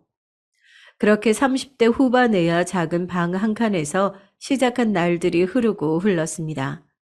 홀몸이었기에 무슨 일이든 할 수 있었어요. 그래서 식당에서도 일하고 공장에서도 일하며 그저 바쁘게 지냈습니다. 몸이 너무 피곤하고 고단할 정도로 바빠야지만 지난 시간을 잊을 수 있었거든요. 결국 남편도 저와 이혼해 주었습니다. 참 오래도 걸렸죠. 고된 일상도 내성이 생겨서 어떤 일에도 무뎌져 그럭저럭 평온한 날들을 보내고 있는 듯 했지만 사실 전 그간의 시간 동안 아이들 생각으로 편히 밤잠을 든 적이 없었어요. 밤마다 아이들의 울음소리, 나를 원망하는 째진 그 목소리가 이명처럼 귀에 아른거렸거든요. 너무나 보고 싶어서 몇 번 몰래 집 근처로 찾아갔던 적도 있어요. 하지만 멀리서 바라볼 뿐 다가갈 수 없었습니다. 바로 눈앞에서 마주하면 손을 잡고 얼굴을 어루만지고 싶고 함께 있고 싶고 그래서 아이 곁에서 떠날 수 없게 될까 봐요. 그럼 또 예전에 그 지옥 같은 날로부터 벗어날 수 없을 것 같았어요. 경제적으로 안정돼 있고 아이들에게만큼은 끔찍이 잘해주는 남편이었지만 전 언제나 가난했고 지난날의 상처로 많이 쇠약해진 상태였습니다. 그러니 저에겐 선택지가 없던 셈이나 마찬가지였죠. 누군가는 변명이라며 저를 손가락질할 수 있겠지만 최악에서 더 최악으로 가지 않기 위해서는 어쩔 수 없었어요. 아마 과거로 돌아가도 저는 똑같은 선택을 했을 겁니다. 아마 그렇게 전 늘 죄책감이란 덫에서 벗어나지 못했던 것 같아요. 혼자 살고 있으니 다정하게 다가오는 사람들도 몇 있었지만 두고 온 아이들 생각 때문에 매번 결혼이란 약속 앞에선 돌아설 수밖에 없었습니다. 아이들이 언젠가 나를 찾았는데 내 옆에 누군가가 있다면 실망하지 않을까 하는 바보 같은 생각 때문에요. 그러다 한 번은 이혼해서 아이 하나를 키우던 사람이 저에게 다가왔어요. 공장에서 만난 사람이었죠. 어느 날 제게 수줍게 밥을 같이 먹자고 하더라고요. 어색하게 밥 한 끼를 같이 하자고 말을 건넨 그 사람은 밥을 먹는 내내 저와 눈도 제대로 마주치지 못했습니다. 공장에서 지나가며 봤을 때도 사람이 참 수더분하고 털털한 게 좋은 사람이란 생각은 있었어요. 근데 막상 이렇게 둘만 따로 나와 만나니 더 없이 좋은 점이 보였습니다. 저 사실 오랫동안 좋아하고 있었습니다. 모르시겠지만 계속 주변을 맴돌고 있었어요. 근데 부담스러우실까봐 제 딴엔 용기 낸 겁니다. 괜찮으시면 일 끝나고 편하실 때 이렇게 밥이나 같이 먹으면 좋겠어요. 아, 그렇다고 강요하는 건 절대 아니에요. 제가 좋으시면 그냥 편하게 밥이나 한 끼 같이 했으면 좋겠습니다. 횡설수설 말을 이어가던 그 남자에게 저도 모르게 그날 제 이야기를 주저리주저리 털어놓고 말았죠. 아마도 오랜 시간 아이를 두고 홀로 떨어져 나와 일을 하며 힘들었던 건지, 전 남편이 어떤 사람이었는지, 내가 어떤 일을 당했는지, 내 아이들에 대한 이야기까지 그 남자는 온 힘을 다해 제 이야기를 집중해서 들어주는 것 같았고, 전 그날 아주 오랜만에 단잠을 잤습니다. 그 사람은 너무나 착하고 순진해서 여자를 모르던, 그래서 나를 더 소중히 다뤄주려고 하던 전 남편과는 완전히 다른 사람이었어요. 그래서 잠시나마 옛 기억을 잊고 나도 새로 시작해도 되지 않을까 하는 기대를 잠깐 했습니다. 가족에게서 떨어져 나와 많이 외로웠고 어떻게든 사람의 온기에 기대고 싶었거든요. 더 이상 남자를 믿고 싶지 않았지만 이 사람만은 다르다는 작은 확신도 있었고요. 그렇게 만남을 이어가던 중에 그 사람은 우리가 이제 더 깊은 관계로 이어지길 바랐던 것 같아요. 자신의 아이와 함께 만나자고 했거든요. 우리 아이 보여주고 싶어요. 얼마나 착한지 몰라요. 아마 보면 좋아할 거예요. 아, 혹시 마음의 준비가 안 되었으면 다음에 만나도 좋아요. 난 기다릴 수 있어요. 그게 알겠어요. 그래요. 만나요. 처음엔 당황했지만 언젠가는 치러야 할 일이라고 생각했죠. 딱 하나 아이들이 눈에 밟혔지만 그만큼 전 그 남자에게 마음이 뺏겨 있었어요. 그리고 사랑하는 사람의 아이를 만나는 일, 나도 분명 정을 줄 수 있을 거다. 별일 아니다라고 대수롭지 않게 여겼죠. 그런데 마음의 준비가 차츰 끝났을 때쯤 그 사람의 아이를 만난 날, 어린 남자아이가 제 앞으로 이렇게 아장아장 걸어오는데요. 우리 아이가 생각이 지워지질 않는 거예요. 그 아이의 모습 속에서 아들의 모습이 겹쳐지면서요. 너무나 괴로워서 아이를 제대로 바라볼 수가 없었습니다. 그 아이를 본 순간 가슴이 갈기갈기 찢기는 것 같아서 목 놓아 울고 말았죠. 놀란 그 사람이 왜 그러냐며 제게 다가왔지만 전 솔직하게 털어놓았습니다. 미안해요. 아무래도 안 될 것 같아요. 내가 오만했어요. 내가 자식 버린 어미가 무슨 행복을 누리겠다고, 호사를 누리겠다고, 안 되겠어요. 전 울면서도 기어 들어가는 목소리로 떠듬떠듬 말을 했고, 남자분은 한숨을 내쉬더군요. 시간이 지나면 차츰 나아지지 않겠냐고 했지만 전 이겨낼 자신이 없더라고요. 그렇다고 아이를 떼어낼 순 없으니 선택은 하나뿐이었죠. 그렇게 그 사람을 떠나보낸 게 마지막이었어요. 그리고 그 사람이 떠난 날, 이제 더 이상 제게 사랑은 없다고, 앞으로 남은 날 동안 사람에게 기대어 사는 일은 없을 거라고 혼자 다짐을 했답니다. 그리고 제가 하던 일을 미친 듯이 했어요. 아이들을 위해 언젠가 아이들을 혹시라도 만나게 된다면 뭐라도 쥐어주고 싶었기에 적금을 붓고 있었거든요. 그때부턴 돈이라도 정말 열심히 벌어야겠다는 생각으로 움직였던 것 같아요. 그 남자와 더는 함께 있을 수 없었기에 공장은 나왔고 삼겹살 식당으로 들어가 그곳에서 일을 했죠. 식당 사장님이 좋은 분이셔서 다행히 아주 힘들진 않았어요. 다만 엄청난 노동 강도와 낮에 술을 먹으며 진상을 부리는 손님들 때문에 몸과 정신이 녹아났죠. 그래도 그때마다 사장님의 위로로 통장에 쌓이는 잔고를 보며 버텨갔습니다. 그래, 잘하고 있어. 조금만 버티자. 하지만 그것도 잠시 제겐 또 한 번의 풍파가 불어닥치고 말았죠. 너무 일만 하고 살아서 그런지 몸 구석구석 어디가 아파오기 시작하더라고요. 특히 소화가 너무 안 되어 나중엔 식사도 제대로 하지 못했죠. 처음엔 대수롭지 않게 여겼지만 식당 사장님의 설득으로 병원에 가보게 됐어요. 그리고 병원에서 흘러온 소식은 너무나 청천벽력이었답니다. 왜 굳이라고 박복한 내 팔자에 이런 일이 생기는 건지. 많이 힘드셨을 텐데 왜 진작 오지 않으셨어요? 암이 꽤 진행된 상태라 얼른 수술과 치료가 필요합니다. 보호자분 혹시 같이 안 오셨나요? 보호자분 없어요. 저 혼자예요. 망연자실한 얼굴로 담담히 말을 이어가던 의사 선생님은 제게 위암을 선고했고 전 살 길과 죽을 길 그 사이에 놓여 식당으로 돌아오는 내내 울음을 쏟아내야만 했어요. 그날은 사장님께 쉰다고 말하고선 집으로 돌아와 아이들 주려고 모아놓은 적금 통장을 어루만지는데 가슴이 무너질 것 같더군요. 내가 어떻게 이 돈을 모았는데 어렵게 모은 돈을 아이들도 아닌 내 몸을 위해 써야 한다고 생각하니 너무 속이 상하고 처참한 기분마저 들었습니다.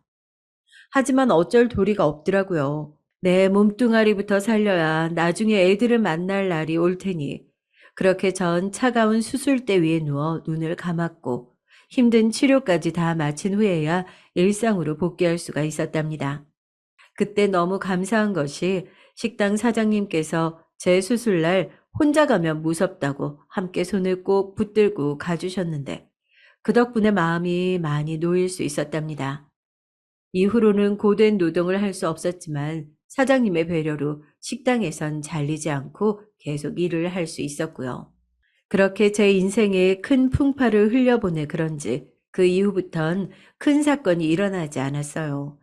간간히 눈물을 훔치며 아이들 사진을 꺼내보고 어떻게 살고 있을지, 엄마 없이도 잘 크고 있을지 상상하는 게 일상이었죠. 그렇게 저는 평범하게 주름진 할머니가 되어갔어요. 혼자 보낸 시간이 20년이라 그다지 재미없는 세월이었지만요. 지금은 방 2개가 있는 집에서 작은 강아지를 기르며 살아요. 제 또래 나이 든 사람들만 받아주는 잡화점에서 틈틈이 일도 하고 있고요. 그리고 한동안 혼자 남아 죄책감과 무력감으로 괴로워하던 저는 재작년부터 보육원을 다니기 시작했어요. 보육원 봉사는 마지막으로 만났던 그 사람이 저에게 알려준 거였어요. 본인도 이혼 후에 아들을 보육원에 보낼까 잠시 고민했었다고. 그렇게 보육원을 한번 찾아가 봤는데 거기서 지내는 어린 아이들이 어찌나 딱하던지 마음이 아팠대요. 열악한 상황에서 아이들이 모여 밥을 먹는데 옆에서 챙겨주는 가족이 없는 게 계속 마음에 걸렸다고. 그래서 도저히 자신의 아이를 보낼 자신이 없어서 포기했고 찾아간 그날 돈을 기부하고 나왔다네요. 그 사람과 헤어지고 나서 더욱 헛헛해진 마음에 저는 그가 말했던 보육원을 찾아간 거예요. 사람들이 왁자지껄 모인 곳을 좋아하지 않았던 저인데 왜 아이들이 있는 곳에선 마음이 편해지던지 혼자 살기도 빠듯한 살림이라 작게나마 뜨개질을 시작해서 아이들 가방, 옷, 모자 등을 기부하는 식으로 도왔습니다. 일을 끝내고 돌아와 조용히 뜨개질을 할 때면 이걸 입고 좋아할 아이들의 모습이 떠올라 행복하더군요. 부모를 잃고 사랑이 고픈 아이들을 이렇게나마 보듬어주면서 저는 저를 올가매던 죄책감을 덜어낸 것 같아요. 우리 아이들한테 주지 못했던 사랑을 이렇게나마 베풀면 된다고 여기면서요. 그리고 커가는 아이들을 보면 우리 아이들이 어떻게 커갈지 상상할 수 있었습니다. 아이들이 중학교에 간 이후 이사를 가면서 한 번도 보지 못했거든요. 제 마지막 기억 속에 우리 아이들은 당시 보육원에 있던 초등학생 친구들과 비슷한 모습이어서 제 자식을 돌보는 느낌이었죠. 그렇게 1년 여년이 지나고 지난해 겨울에 다쳤던 팔을 통 못 쓰겠더라고요. 화상을 입고서 제대로 치료를 못했던 팔은 보기 싫게 어그러져 있었고 추운 겨울 날씨만 찾아오면 왜 그렇게 골맞던 상처 자국이 욱신거리는지 때마다 치르는 홍역처럼 앓곤 했어요. 그런데 너무 방치해뒀던 건지 이제는 겉이 아니라 속까지 뻐근한 것 같더라고요. 일하면서 밤낮 없이 뜨개질만 하니 너무 무리했나 싶었어요. 그래서 잠시 보육원 봉사를 멈추고 며칠 동안만이라도 쉼을 갖기로 했죠. 그렇게 집에서 조용히 쉬고 있는데 누군가 초인종을 여러 번 누르더라고요. 도통 사람이 찾지 않는 집이라 의아한 마음으로 문을 열어보니 낯설지만 익숙한 얼굴 하나가 보이는 겁니다. 못 본 지 2년이 다 되어 가는데 아무 말 없이 얼굴만 봐도 알 것 같았어요. 분명 딸아이였습니다. 너무 당황해서 아무 말 하지 못하고 바라보는데 딸이 무작정 집 안으로 들어왔어요. 마치 무언가 찾을 게 있는 것처럼 찾아야 할 게 있는 사람처럼 말없이 방 곳곳을 살피더군요. 저희 둘 다 아무 말이 없어서 방 안에는 낯선 사람의 방문에 놀란 강아지가 연신 짖어대는 소리만 울려댔네요. 그렇게 한참을 살피다가 멍하니 서 있는 저에게 다가와 하는 첫 말은 평생 잊을 수 없던 말이었습니다. 네가 엄마야? 네가 엄마 맞느냐고. 자식 새끼들 다 버리고서 멀쩡히 밥도 먹고 잠도 자고 다 했네. 누구는 지옥 속에서 20년을 살았는데 누구는 이렇게 호의호식했네. 그치? 그게 어떻게 엄마야? 네가 어떻게 엄마냐고 묻잖아. 대답해. 대답하라고. 가은아, 가은아 내 말 좀 들어봐. 더러우니까 내 이름 부르지 마. 그쪽한테 내 이름 불리는 거 기분 최악이거든? 부르지도 않을 거면서 지어준 거잖아. 일단 앉아서 이야기하자. 진정하고. 진정? 그게 지금 제일 하고 싶은 말인 거지? 아직도 그렇게 혼자서 아무 일 없다는 듯이 차분하다 이거지? 우리 드디어 이렇게 만났는데 당분간은 격하게 인사해줘야지 않겠어? 두고 봐. 잠깐만, 가지마, 가은아. 부탁할게. 잠시만이라도 얘기하고 가면 안 될까? 지옥에 나가! 그렇게 예상치 못하게 20년 만에 딸과의 첫 만남이 이루어졌습니다.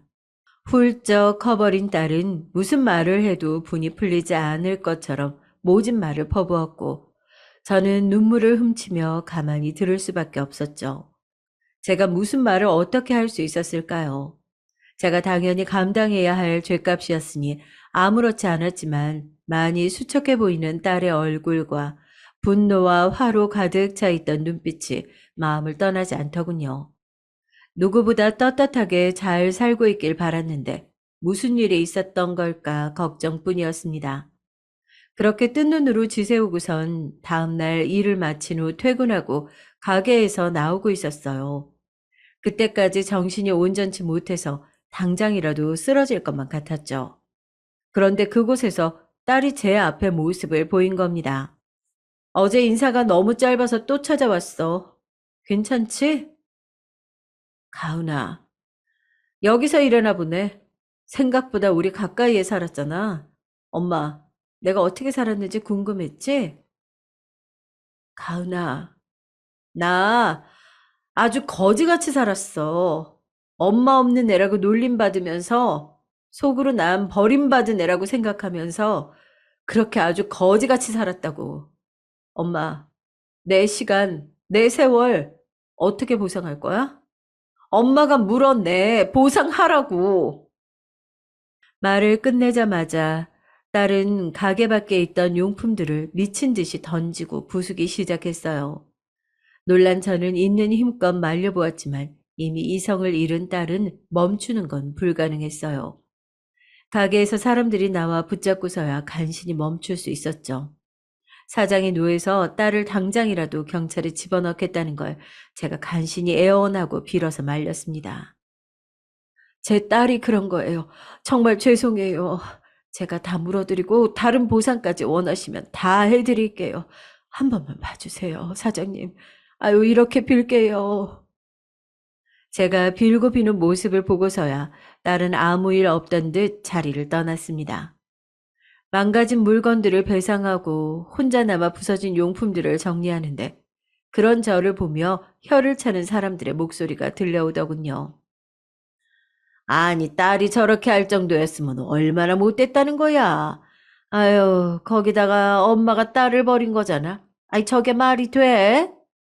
그러니까 짐승도 지 새끼는 안 버린다는데 아이, 엄마가 어째 저래? 친구처럼 막역하진 않아도 그래도 오랫동안 믿고 의지하던 동료들이었는데 한순간 모두가 저를 버리더군요. 다음날 전 일을 그만둘 수밖에 없었어요. 그런 모습을 보이고서 더 이상 일을 할 수 없었거든요. 슬프거나 화나는 마음은 없었어요. 어쨌거나 제가 가진 모든 것들은 아이들의 불행과 맞바꾼 자리였으니까요. 전 그래도 마땅하다고 생각했습니다. 첫째가 궁금해져 왔지만 한 번도 모습을 보이지 않았어요. 아무래도 저에게 둘째 아이보다 더 큰 원망을 갖고 있어서 오지 않았다고 생각했죠. 제가 떠나올 때 어린 둘째와 달리 첫째는 어느 정도 기억할 수 있는 나이였거든요. 워낙 예민하고 까다로운 아이라 내가 사라지면 얼마나 투정을 부릴까, 얼마나 상처를 받을까 걱정이 많았었는데 저는 매번 죄책감을 들먹이면서도 마음속으로는 뻔뻔스럽지만 그렇게라도 너무 간절히 아이들을 만나고 싶었던 것 같아요. 그날 이후 둘째는 그렇게 몇 번을 더 찾아왔어요.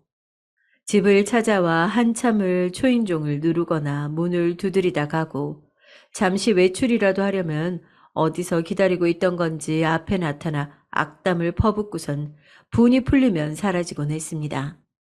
어쩔 땐 제가 없는 집 앞에 쪼그리고 앉아 있다가 제가 오면 아무 말 없이 돌아가기도 했고요.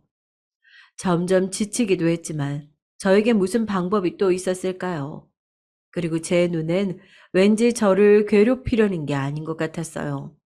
정확히 어떤 감정이었는지는 저도 알 길이 없었지만요. 그렇게 서로 지쳐가는 날들이 반복되다가 한 달, 두 달이 지났을 쯤이었어요. 어느 하루는 딸이 푹 늘어져서 찾아왔더라고요. 전과는 다른 모습에 걱정이 되면서도 어쩌면 오늘은 이야기를 해볼 수 있겠다는 아주 작은 희망이 들었죠. 딸이 그렇게 앉아서 강하지만 연신 쓰다듬어 주었을 때 지금껏 왜 새 가정을 꾸리지 않았냐고 물었죠.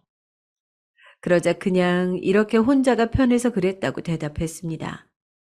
강하지만 연거푸 만지던 아이는 기운이 없는 건지 잠을 못 잔 건지 지친 얼굴로 저에게 하는 말이 왜 한 번도 안 찾아왔어? 한 번은, 한 번 정도는 찾아올 수 있었잖아. 찾아갔어. 몇 번이나. 그런데 너희가 중학교 들어가면서 그 집에 살지 않게 돼서 그래서 그런 거야. 어디에 물어볼 데도 없었어. 이웃에게 찾아갈 수도 없고 친척들에게도. 뭐? 제발 변명 좀 그만해. 어쩔 수 없었다, 할 수 없었다. 그런 말밖에 못해? 그게 최선을 다한 거야? 정말 궁금하고 생각났으면 찾아 나서는 시도라도 할 수 있었잖아. 미안해. 널 볼 면목이 없다. 내가 죄인이야. 그래서 사람들 말대로 내가 죄인이다. 누가 자기 자식을 버리니. 근데 어떻게 이 집에서 20년 동안 꿈쩍도 안 하고 살아? 그러니까 우릴 못 찾은 거잖아. 내가 여기 사는지 어떻게 알았어? 아빠가 알려줬어. 아는 건 이혼할 때 적힌 주소밖에 없다면서 알려줬고, 설마 했었지. 아직까지 여기 살 거라고 생각 못 했는데. 아이 입에서 아빠라는 말을 듣자마자 갑자기 두드러기가 나듯이 온몸이 들썩거리더라고요. 난 아직도 이렇게 떠올리는 것만으로도 괴롭단 사실을 다시금 인지했어요. 속 안에서 당장 그만둬라, 이러다 다친다, 막아서라 외치는 소리가 들리는 것 같았죠. 그랬으면 안 됐는데 저도 모르게 아이에게 화를 내고 말았습니다. 그럼 찾아오지 말지. 왜 왔어? 지금 주변에 있는 사람한테 나 잘하지. 원망스러운 엄마를 왜 찾아왔냐고. 제 모진 말에 다른 말이 없었습니다. 저는 아차 싶었지만 이미 뱉은 말을 물을 순 없었어요. 아이는 붉어진 눈으로 저를 한참이나 바라봤죠. 내 말에 상처 안 받았어? 여태 그렇게 나쁜 말만 찾아서 퍼부었는데 끄떡 없냐고. 그래서 이렇게 더 나쁘고 못된 말을 할 수 있는 거야? 나도 아파. 나도 너희가 보고 싶고 그립고 그만큼 괴로웠어. 그렇지만 말할 수 없는 상황이란 게 있었어. 가은아, 미안해. 아무리 말해도 미안한데 아빠는 돌아가셨어. 2년 전에. 뭐? 20살이 되고서부터 오빠도 나도 아빠랑 같이 안 살았어. 엄마가 그렇게 떠났는데 우리가 어떻게 아빠랑 전처럼 지낼 수 있겠어? 남겨준 우리한테도 지옥이었다고. 그 전까지는 어떻게 지냈어? 이혼했지만 남 보기엔 화목한 가정이네 싶을 정도로만 보이게 지냈어. 그 이상 그 이하도 아니야. 누구보다 잘 알 거 아니야. 아빠는 그런 가면 필요했다는 거. 그래서 우리도 아빠의 이상에 맞춰 훌륭한 구성원이 되기 위해서 열심히 공부하고 말도 잘 따랐어. 경제적으로 부족함 없었고 우리에겐 소홀하지만 사지 멀쩡한 아빠도 있었고 새엄마도 있을 뻔하다가 뭐 흐지부지 됐고 네 아빠는 어떻게 떠난 거야? 그게 궁금하긴 해. 대단하네. 다시 이렇게 만나게 되면 그거 하나는 꼭 말해주고 싶었는데 아빠는 엄청 아파하다 갔어. 암이 온몸에 퍼졌는데 손 한 번 못 써봤거든. 그 기간 동안 엄청나게 고통스러워했어. 그래도 염치는 있었는지 엄마를 찾진 않더라고. 그냥 우리한테 찾아가 보라고만 했지. 그러면서 떠나기 전에 다 실토하더라. 아빠가 엄마를 괴롭혀서 떠난 거라고. 별일은 아니었던 것처럼 말했지만. 그랬구나. 맞아. 2년 전부터 난 엄마가 여기 있다는 걸 알고 있었던 거야. 나도 엄마처럼 몰래 찾아왔었어. 그런데 내 생각보다 너무 편안해 보이더라고. 어딜 가는 건지 주말마다 행복한 얼굴로 짐을 가득 들고서 나가선 엄마가 정말로 꼴 보기 싫더라니까. 그래서 아는 거야. 그럼 왜 이제야 찾아온 거야? 나한테 복수라도 하고 싶었니? 나 이제 곧 있으면 결혼해. 웃기지? 2달 후면 나도 엄마라는 게 되거든. 그런데 내 아이를 갖고 보니까 그러니까 엄마가 더 미워. 어떻게 자기 자식을 두고 갈 수 있었던 거야? 어떻게 내 뱃속에 살던 아이를 두고 나갈 수 있었던 거냐고. 그러니까 더 이해가 안 돼. 엄마가 너무 소름 끼치고 무서워. 무서워 죽겠어. 아마도 수척한 모습은 임신으로 인해서 그런 것이었겠죠. 임신한 채로 저를 원망하는 딸 앞에서 저는 아무 말도 할 수가 없었어요. 딸아이 말이 전부 맞았기에 염치가 없어서 아무 말 못한 것도 있지만 눈앞에 내 딸이 아이를 가졌다는데 마음껏 축하를 해줄 수 없어서 엄마에게 축하를 받지 못하는 딸이 안쓰러워서 마음이 미어졌습니다. 그때 내가 너무 버겁고 도저히 딸을 똑바로 바라볼 수 없어서 정신없이 밖으로 뛰쳐나왔어요. 그랬더니 딸도 같이 뛰쳐나오더라고요. 제 팔을 붙잡고서는 악을 쓰듯이 소리를 지르더군요. 없던 힘까지 끌어내어서 마지막으로 저를 잡은 것 같았어요. 또 도망가는 거지? 나 두고 또 도망가는 거잖아. 딸이 저를 잡고 이리저리 흔드는데 붙잡힌 팔이 욱신거렸지만 말릴 수 없었죠. 그깟 팔 한쪽보다 아이의 마음이 더 골마 있었을 테니까. 그런데 그때 누군가 와서 딸아이의 팔을 잡더라고요. 부모와 자식 간의 연은 시간이 오래 흘러도 언제 어디서든 알아볼 수 있는 걸까요? 딸아이를 처음 봤을 때 그 느낌과 같았어요. 그토록 보고 싶었던 첫째 아들이었습니다. 그만해. 뭐야? 안 올 것처럼 하더니 어떻게 알고 왔대? 그만하고 가자. 아들은 오직 딸아이만 보이는 듯 이야기했어요. 저는 조심스럽게 아들의 팔을 잡았습니다. 뿌리칠 걸 알았지만 지금 잡지 않으면 이 아이들이 금방 나를 떠날 것만 같았거든요. 은석아, 은석이 맞지? 아들은 저를 바라보지도 대답하지도 않고 가만히 멈춰 섰습니다. 그러더니 그 자리에서 갑자기 아이처럼 크게 울기 시작하는 겁니다. 저는 당황해서 아이의 손을 잡고 여태껏 한 번 불러보지 못했던 이름만 연거푸 읊조릴 수밖에 없었어요. 이런 데서 이렇게 만나고 싶지 않았는데, 조금만 더 있다가 만나려고 했는데, 왜? 오빤 그게 무슨 말이야? 나중에 만나려 했던 거야? 다신 안 만날 거라며. 아들은 아무 말 없이 한참을 그렇게 서 있었어요. 말을 걸 수도 없고 울 수 있기에 그냥 셋이 거리에 그대로 멈춰 서 있었습니다. 진정이 된 아들은 조용히 한쪽 바지를 걷어냈습니다. 그 순간 저는 무엇을 보여주려는지 바로 알 수 있었죠. 많이 나아지긴 했지만 그건 분명 어릴 적 화상 자국이었어요. 상처 멀끔히 없애고 찾아가려고 했어요. 거의 다 돼가고 있었거든요.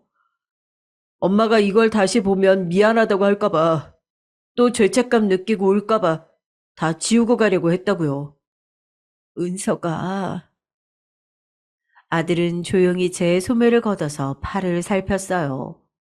그리고 갑자기 팔을 조심스레 만져보던 아들이 하염없이 울기 시작하더라고요. 그 울음소리가 어찌나 안쓰럽던지 아무 말도 못하고 그저 먹먹한 가슴으로 듣기만 했습니다. 이야기를 듣던 딸은 기운이 다 사라졌는지 그 자리에 주저앉았기에 데리고 다시 집으로 돌아왔습니다. 딸은 누워서 눈만 뜨고 있었고 저와 아들은 차 한 자씩을 앞에 두고 말없이 앉아 있었어요. 그리고 그 자리에서 전혀 생각하지 못한 이야기를 듣게 되었습니다. 제가 봉사를 다니던 보육원에서 아들도 마침 봉사를 다니고 있었던 거예요. 정말 지금 생각해보면 기적 같은 우연이었죠. 제가 아이들에 대한 그리움으로 찾아간 것처럼 아이들도 엄마에 대한 그리움으로 찾아갔던 거였습니다. 자신과 똑같이 엄마가 없는 아이들을 보면서 안쓰러움을 느끼고 자기가 못 받은 사랑을 어떻게든 조금이나마 보여주고 싶었대요. 주말이나 쉬는 평일날마다 간식과 문구 용품 등을 가져다 주곤 하는 식으로요. 그런데 하루는 한 아이가 뜨개질한 모자를 쓰고 있기에 귀여워서 아저씨한테 팔려는 식으로 장난을 쳤나 봐요. 그랬더니 아이가 이 모자를 준 할머니가 곧 올 시간이니 기다렸다가 받아가라고 했다더군요. 모자 할머니는 맨날 혼자 와요. 옷이랑 가방이랑 이런 거 주면서 계속 우리 보고 있거나 쓰다듬어 주다가 가거든요. 아이들 말이라 깊이 새겨듣지는 않았던 아들은 기다릴 마음 없었지만 마침 돌아가는 시간이 퇴근 시간과 겹쳐서 조금 더 머물다가 가기로 했대요. 그렇게 시간이 지나고 아이가 말했던 할머니가 보육원으로 들어오는데 기분이 이상했다고 하네요. 뭔가 낯익은 그런 기분으로 가만히 바라보고 있었는데 그분이 아이를 씻기려고 소매를 벗는 순간 커다란 화상 자국을 보고서 그대로 울음을 터뜨릴 수밖에 없었답니다. 그게 바로 저였던 거예요. 아이는 아직도 화상 자국으로 저와 그때의 시간을 기억하고 있었죠. 자신의 다리에 난 화상 흉터를 보면서 한 번도 잊지 않았던 거예요. 같은 날 생겨난 똑같은 상처가 우리들의 시간을 아직도 이어주고 있다는 것처럼요. 아들은 제 이름을 확인하고 나서 엄마라는 걸 확신했지만 차마 찾아올 수는 없었다더군요. 제가 원하지 않을까봐 예전에 아빠와의 기억을 다 잊고 지금의 생활에 만족하며 살고 있을 수도 있는데 자기가 그 안정을 깨트릴까봐 겁이 났다고 하네요. 그래서 그때부터 제가 어떻게 살고 있는 건지 주변을 배회하며 알아봤대요. 제가 일하는 가게에 와서 들키지 않게 멀리서 지켜보고, 멀리서 지켜보며 걸음을 함께하고, 딸도 아들도 멀리서 저를 계속 지켜보고 있었던 거예요. 하지만 본인 생각과 달리 너무나 고요히 생기 없이 살고 있는 저를 보며 옛 기억이 많이 떠올랐다더군요. 그래서 그 시간 동안 저를 다 용서했대요. 용서라는 말 기대한 적 없었는데 그날은 모든 게 현실에 일 같지 않았네요. 그리고 아들의 말이 이어졌습니다. 아직도 기억나요. 아빠가 엄마를 때릴 때면 난 항상 가은이 방으로 가서 꼭 껴안아 줬거든. 나도 무서운데 조그만 가은이는 더 무서울까 봐. 아무 소리도 못 듣게 껴안아 줬지. 그랬어? 난 하나도 기억 안 나. 몰랐을 수도 있어. 너한테도 무서운 기억이었을 테니까. 아빤 그렇게 한참을 모지게 때리고선 아무렇지도 않은 얼굴로 방에 들어와 나랑 가은이를 토닥여줬어요. 다 끝났다고. 미안하다고. 어린 마음엔 사과하고 반성하는 아빠가 어른처럼 느껴졌거든요. 엄마가 떠나고 나서 그제야 안 거예요. 우리가 미안해야 할 사람은 따로 있었는데 너무 늦어버렸다고. 아들은 이런 얘기들을 동생에게 털어놓을까 했지만 마음 약한 동생이 더 힘들어할까봐 엄마를 찾아가서 흔들어 놓을까봐 한 번도 말하지 않았대요. 그런데 제가 보육원 봉사를 그만두자 불안해진 아들은 딸에게 제 집 주소를 물어봤고 딸은 일을 알려주려다가 다시 옛날 기억이 나 저를 찾아온 거였어요. 누구보다 괴롭고 힘들었을 아이들인데 내가 엄마라는 걸 알았으면서도 아는 체 하지 못한 게 얼마나 고통스러웠을까, 얼마나 원망스러웠을까 하는 생각에 너무나 마음이 아팠습니다. 이야기를 가만히 듣고 있던 딸은 얼굴을 파묻고선 조용히 울었고 아들과 저는 고개를 들지 못한 채 울음을 참았어요. 어디서 잘못된 건지, 어디서부터 시작된 건지 모를 눈물들이 끊임없이 흘러나왔습니다. 미안해, 엄마. 그때 소리 없는 숨처럼 흘러나온 딸아이의 한마디에 더 울컥 마음 깊은 곳에서 무언가 치미는 느낌이 들었어요. 그러면서 아무도 이해하지 못할 지난 나의 세월들을 알아주고 이해받은 것 같아서 마음속 깊은 곳에 응어리들이 사라지는 느낌이었습니다. 이기적일지언정 저도 모르게 제 아픔을 누군가에게 치료받고 싶었던 것 같아요. 그런 저에게 이 만남은 기적 같은 일이 아니었을까요? 그날 아들과 딸은 저희 집에서 잠들었습니다.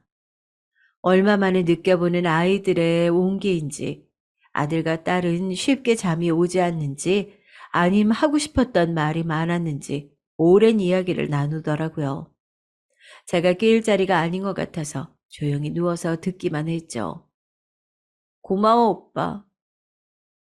뭐가? 나도 오빠가 가진 흉터 그거 알아. 하긴 그렇게 큰데 모르는 게 이상하지. 그게 언제 어떻게 뭐 때문에 생겼는지 또 얼마나 아팠는지를 몰라. 기억이 없거든. 그렇지만 그게 엄마를 생각나게 한다는 것쯤은 진작에 눈치챘었어. 어떻게 알았는데? 그냥 가끔 안 좋은 일 있으면 방에 틀어박혀서 그 흉터 잡고 울었잖아. 처음엔 다리 잡고 우는 꼴이 웃기다며 아무 생각이 없었는데 그게 한두 번씩 쌓이다 보니까 그냥 직감적으로 느껴졌어. 아, 저건 엄마구나. 엄마 사진 하나 없는 우리 집에서 엄마를 떠올릴 수 있는 유일한 기억이니까 오빠가 저렇게 슬프게 우는구나 싶었지. 맞지, 내 말이? 일부러 얘기 안 했어. 혹시나 네가 부러울 수도 있잖아. 뭐가 부러워? 나만 엄마의 기억을 갖고 있는 게 흉터긴 하지만 나만 떠올릴 수 있는 게 있어서 그것조차 부러워할까봐 말 안 했어. 별 걱정을 다 하네. 뭐 잘 생각해보면 그럴 수도 있었겠어. 난 엄마에 대해 가진 게 아무것도 없잖아. 내가 병원에 누워있을 때 그때가 아직도 기억나. 아빠는 일찍 집에 가버리고 엄마만 혼자 남아서 내 옆에 웅크린 채 자고 있었는데 근데 엄마의 팔이 너무 아파서 울었어. 너무 아플 것 같은데 너무 아무렇지 않게 자고 있어서 그걸 보는 내가 아파서 울었어. 그날 아이들의 대화가 아직도 잊혀지질 않아요. 몸에 지울 수 없는 상처를 남긴 것 같아 죄스럽던 그 시간들이 아이에게는 그리움의 기억이 되었구나. 여태까지 그걸 몰랐던 내가 한심하게 느껴졌고요. 다음날 잠에서 깨어보니 딸은 없었고 아들만 남아서 집을 청소 중이더라고요. 하지 말라고 말렸더니 자신이 기어이 하겠다며 저를 말리더니 깨끗이 집을 청소하기 시작했어요. 그리고 맛있는 밥까지 차려주더라고요. 엄마, 별건 없지만 드세요. 민망하게 웃으며 말하던 아들은 조용히 수저를 제게 쥐어주더군요. 따뜻한 콩나물국에 멸치볶음, 깻잎, 집에 있는 재료들로 만든 아들이 차린 밥상은 참으로 정갈하고 맛있었습니다. 내가 이런 걸 받아볼 줄 상상도 못했는데 참 괜스레 눈시울이 다 붉어져 왔습니다. 울음을 삼키며 밥을 먹느라 얼마나 고역이었는지 몰라요. 그러다 아들 역시 제 맞은편에 앉아 조용히 앉아 수저질을 시작하자 저도 국을 한술 떠 입안에 넣었어요. 그렇게 서로 말없이 밥을 먹는데 거의 다 먹어갈 때쯤 제 곁으로 오더니 제 앞에 앉아 팔을 살피기 시작했습니다. 세월이 지나 이제 다 아물어서 흉터만 남았지만 아들 기억 속에는 아직도 다 낫지 못한 상처투성이 팔로 보이겠죠. 한참을 바라보던 아들은 아주 천천히 자기가 어느 학교를 나왔고 어디 쪽에 있는 군대를 나와서 어떻게 취직을 했고 지금은 어디에서 살고 있는지 이야기해 주었습니다. 엄마를 떠나게 한 아빠가 너무나 원망스러웠지만 자기들은 어려서 기댈 수밖에 없었다고 말하더라고요. 그래서 성인이 되자마자 바로 나왔던 거였어요. 엄마한테 미안하지만 병원에 있던 아빠가 세상을 떠날 때 눈물을 흘리긴 했어. 무슨 마음인지 모르겠어. 평생을 미워했는데 그렇게 앙상한 몸으로 가만히 누워있는 걸 보니까 기분이 이상하더라고. 그냥 내 바보 같은 생각일 수도 있지만 아빠도 그 순간에는 후회하지 않았을까? 엄마를 떠나보낸 거 말이야. 그래도, 그래도 아빠 평생 용서하지 마, 엄마. 은서가, 난 엄마가 그러는 거 바라지 않아. 엄마 아빠 때문에 많이 힘들었잖아. 그 예쁜 시절 우리 때문에 참고 사느라 다 버리고 말았잖아. 난 그 생각 때문에 늘 엄마한테 미안했어. 엄마의 젊은 시절을 우리가 다 앗아간 것 같아서. 아들의 이어지는 말에 전 울음을 못 참고 그만 엉엉 울고 말았습니다. 죄를 지은 건 나인데 왜 아들이 나를 품어주려고 하는 건지 아들의 속 깊은 마음에 그저 하염없이 눈물이 터져 나왔죠. 그리고 엄마, 나 엄마 생각하면서 정말 열심히 살았어. 엄만 모르겠지만 아주 나중에라도 엄마를 만나면 좀 대견하게 큰 모습 보여주고 싶어서. 그래서 열심히 살았어. 좋은 회사 취직하고 매일매일 열심히 산 거 다 엄마 때문이야. 엄마 기다리던 시간들이었어. 게다가 아이는 천천히 자신이 무슨 일을 하고 있는지 말해주었는데 아이가 살아온 흔적을 천천히 들여다보니 쉽지 않은 길이었을 텐데 그때마다 잘 참고 견뎌와 준 게 기특한 마음이 들었죠. 어떻게든 동생과 잘 살아보려고 아등바등 애를 써왔던 것 같았죠. 한참을 혼자 울고 웃으며 떠들던 아들은 이윽고 조심스럽게 동생 이야기를 했어요. 평소엔 자기보다 엄마 이야기를 더 많이 해왔다고. 그게 원망이든 그리움이든 사랑이든 그 어떤 감정이든 결국 전부 엄마를 향해 있었던 거였다고. 그래서 어쩌면 본인보다 더 엄마를 그리워했던 걸지도 모른다고요. 자신도 자세히는 모르지만 동생은 지금 결혼 준비 과정에서부터 시댁과 갈등이 있고 해결하는 게 순탄치 않아서 상황이 많이 안 좋은 것 같다며 아무래도 그 모든 힘듦과 서러움이 엄마한테 터진 것 같다고 하더라고요. 딸아이가 찾아올 때마다 소리쳤던 게 자기를 안아달라는 말인 줄도 모르고 그저 죄인처럼 고개만 숙이고 있던 게 너무나 미안하더라고요. 그래서 아들과 헤어지고 나서 바로 딸의 집으로 찾아갔어요.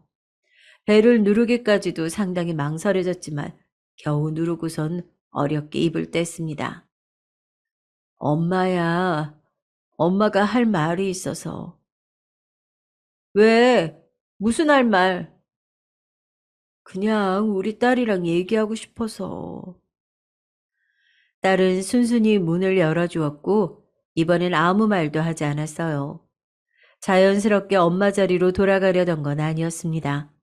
그냥 딸의 손을 잡아주고 싶던 마음뿐이었으니까요. 저도 아이에게 그동안 하지 못했던 이야기를 다 털어놓았죠. 왜 도망쳐야만 했는지, 떠나고 나서 얼마나 후회했는지, 그럼에도 왜 다시 찾아가지 못했는지, 뭐가 그렇게 두려웠는지 하나씩 솔직하게 말했어요. 딸은 가만히 고개만 끄덕였죠. 아이가 다 이해했을 거라고 생각하진 않아요. 다만 전보다 저를 용서할 수 있지 않을까요? 저는 그거면 충분하고요. 네가 이해해주지 않아도 괜찮아. 엄마는 언제든 귀한 너를 버렸고 평생 동안 씻지 못할 상처를 안겨줬으니까 그것만으로도 지옥 불구덩이에 떨어져야 마땅해. 근데 이것만은 알아줘. 우리 딸, 엄마가 그렇게 널 버리고도 매일매일 너를 생각했어. 단 한 번도 생각하지 않은 날이 없었어. 엄마, 그러니까 엄마 용서해달라고 하지 않을 테니까 그냥 잘만 살아줘. 엄마 부탁이야, 응? 딸은 다 듣고 나자 저에게 먼저 다가와 안겼어요. 저도 아주 오랜만에 마음 편히 아이를 품에 안을 수 있었습니다. 그렇게 아이들과 만난 이후로 우리는 연락을 자주 주고받기 시작했어요. 뭐 그렇게 연락이 자주 오진 않았습니다. 아마도 여태껏 부재했던 엄마라는 사람을 마주하는 게 낯설고 어렵겠죠. 그렇지만 이따금씩 어색한 말투로 전화를 걸어오긴 해요. 밥은 먹었냐, 어제는 잘 잤냐는 보통의 일상적인 말들로 통화를 채우곤 하죠. 저도 지난 공백의 시간을 메우기 위해 최선을 다해서 못다한 사랑을 담아 이야기하려고 하고요. 아, 그리고 며칠 전엔 아들과 함께 보육원에 다녀왔어요. 뜨개질은 이제 거의 할 수 없는 상태가 됐지만 아들을 도와 간식을 전해주고 아이들을 만나는 식으로 찾아가고 있죠. 연애나 결혼보다 이렇게 봉사하며 사는 게 더 즐겁다고 말하는 아들인데 제가 뭐라고 무슨 말을 할 수 있을까요? 그냥 원하는 걸 하면서 너답게 살라고 했습니다. 아들은 저에게 일을 그만두고 이제 좀 쉬라고 했지만 그렇게 하루 이틀 놀기만 하다 보면 아예 쉬고 싶어질까봐 요즘은 소일 일거리를 찾는 중입니다. 차곡차곡 모아서 손자가 생기면 부족함 없이 챙겨주려고요. 딸은 이제 일주일 뒤에 결혼을 하네요. 그동안 못 누렸던 엄마의 정을 갖고 싶은 건지 딸은 때마다 찾아와 물어보고 의견을 구해요. 나이든 저보다는 본인이 더 잘할 텐데 말이죠. 딸이 함께 한복을 맞추러 가자고 말한 날은 주책맞게 눈물부터 나왔네요. 엄마랑 한복을? 응. 엄마가 앉아 있어 줘야지. 내 결혼식인데. 왜? 가기 싫어? 그게 무슨 말이야, 가기 싫긴. 난 그냥 너무 믿기지가 않아서 그러지. 왜 이 눈물은 흘리고 흘려도 넘쳐나는 건지 알 수가 없습니다. 딸은 아직도 많이 여리고 아이 같아요. 그건 저의 탓도 있겠죠. 아이가 조금 더 어른이 될 때까지 어엿한 엄마가 되고 또 제 나이가 될 때까지 옆에 남아 있으려고 합니다. 그럴 수 있도록 시간이 허락해 주었으면 좋겠네요. 여기까지 길고도 짧은 저의 이야기입니다. 예전에는 60대가 까마득하다고 생각했는데 제가 그 나이를 눈앞에 두고 보다 보니 나이 먹는 건 별게 아닌가 봅니다. 인생의 선구자로 생각했던 60이라는 나이도 별거 아니고요. 아마도 전 그렇게 60대, 70대, 80대를 나아가겠죠. 그렇게 낯설어 하다가도 다시 또 익숙해지는 게 아직까진 눈물로 밤을 새운 적이 더 많기에 제 스스로 보상을 주고 싶어서 남은 시간들을 더 의미 있게 살아가려고 합니다. 자식들에게 사랑을 보답하고 나의 하루를 가치 있게 쓰면서 천천히 또 자연스럽게 그렇게 늙어가고 싶어요. 처음으로 나의 오늘이 그리고 남은 시간들이 생기롭게 느껴집니다. 지금까지 제 이야기와 함께 해준 여러분의 하루도 그런 나날들이 되길 바랍니다.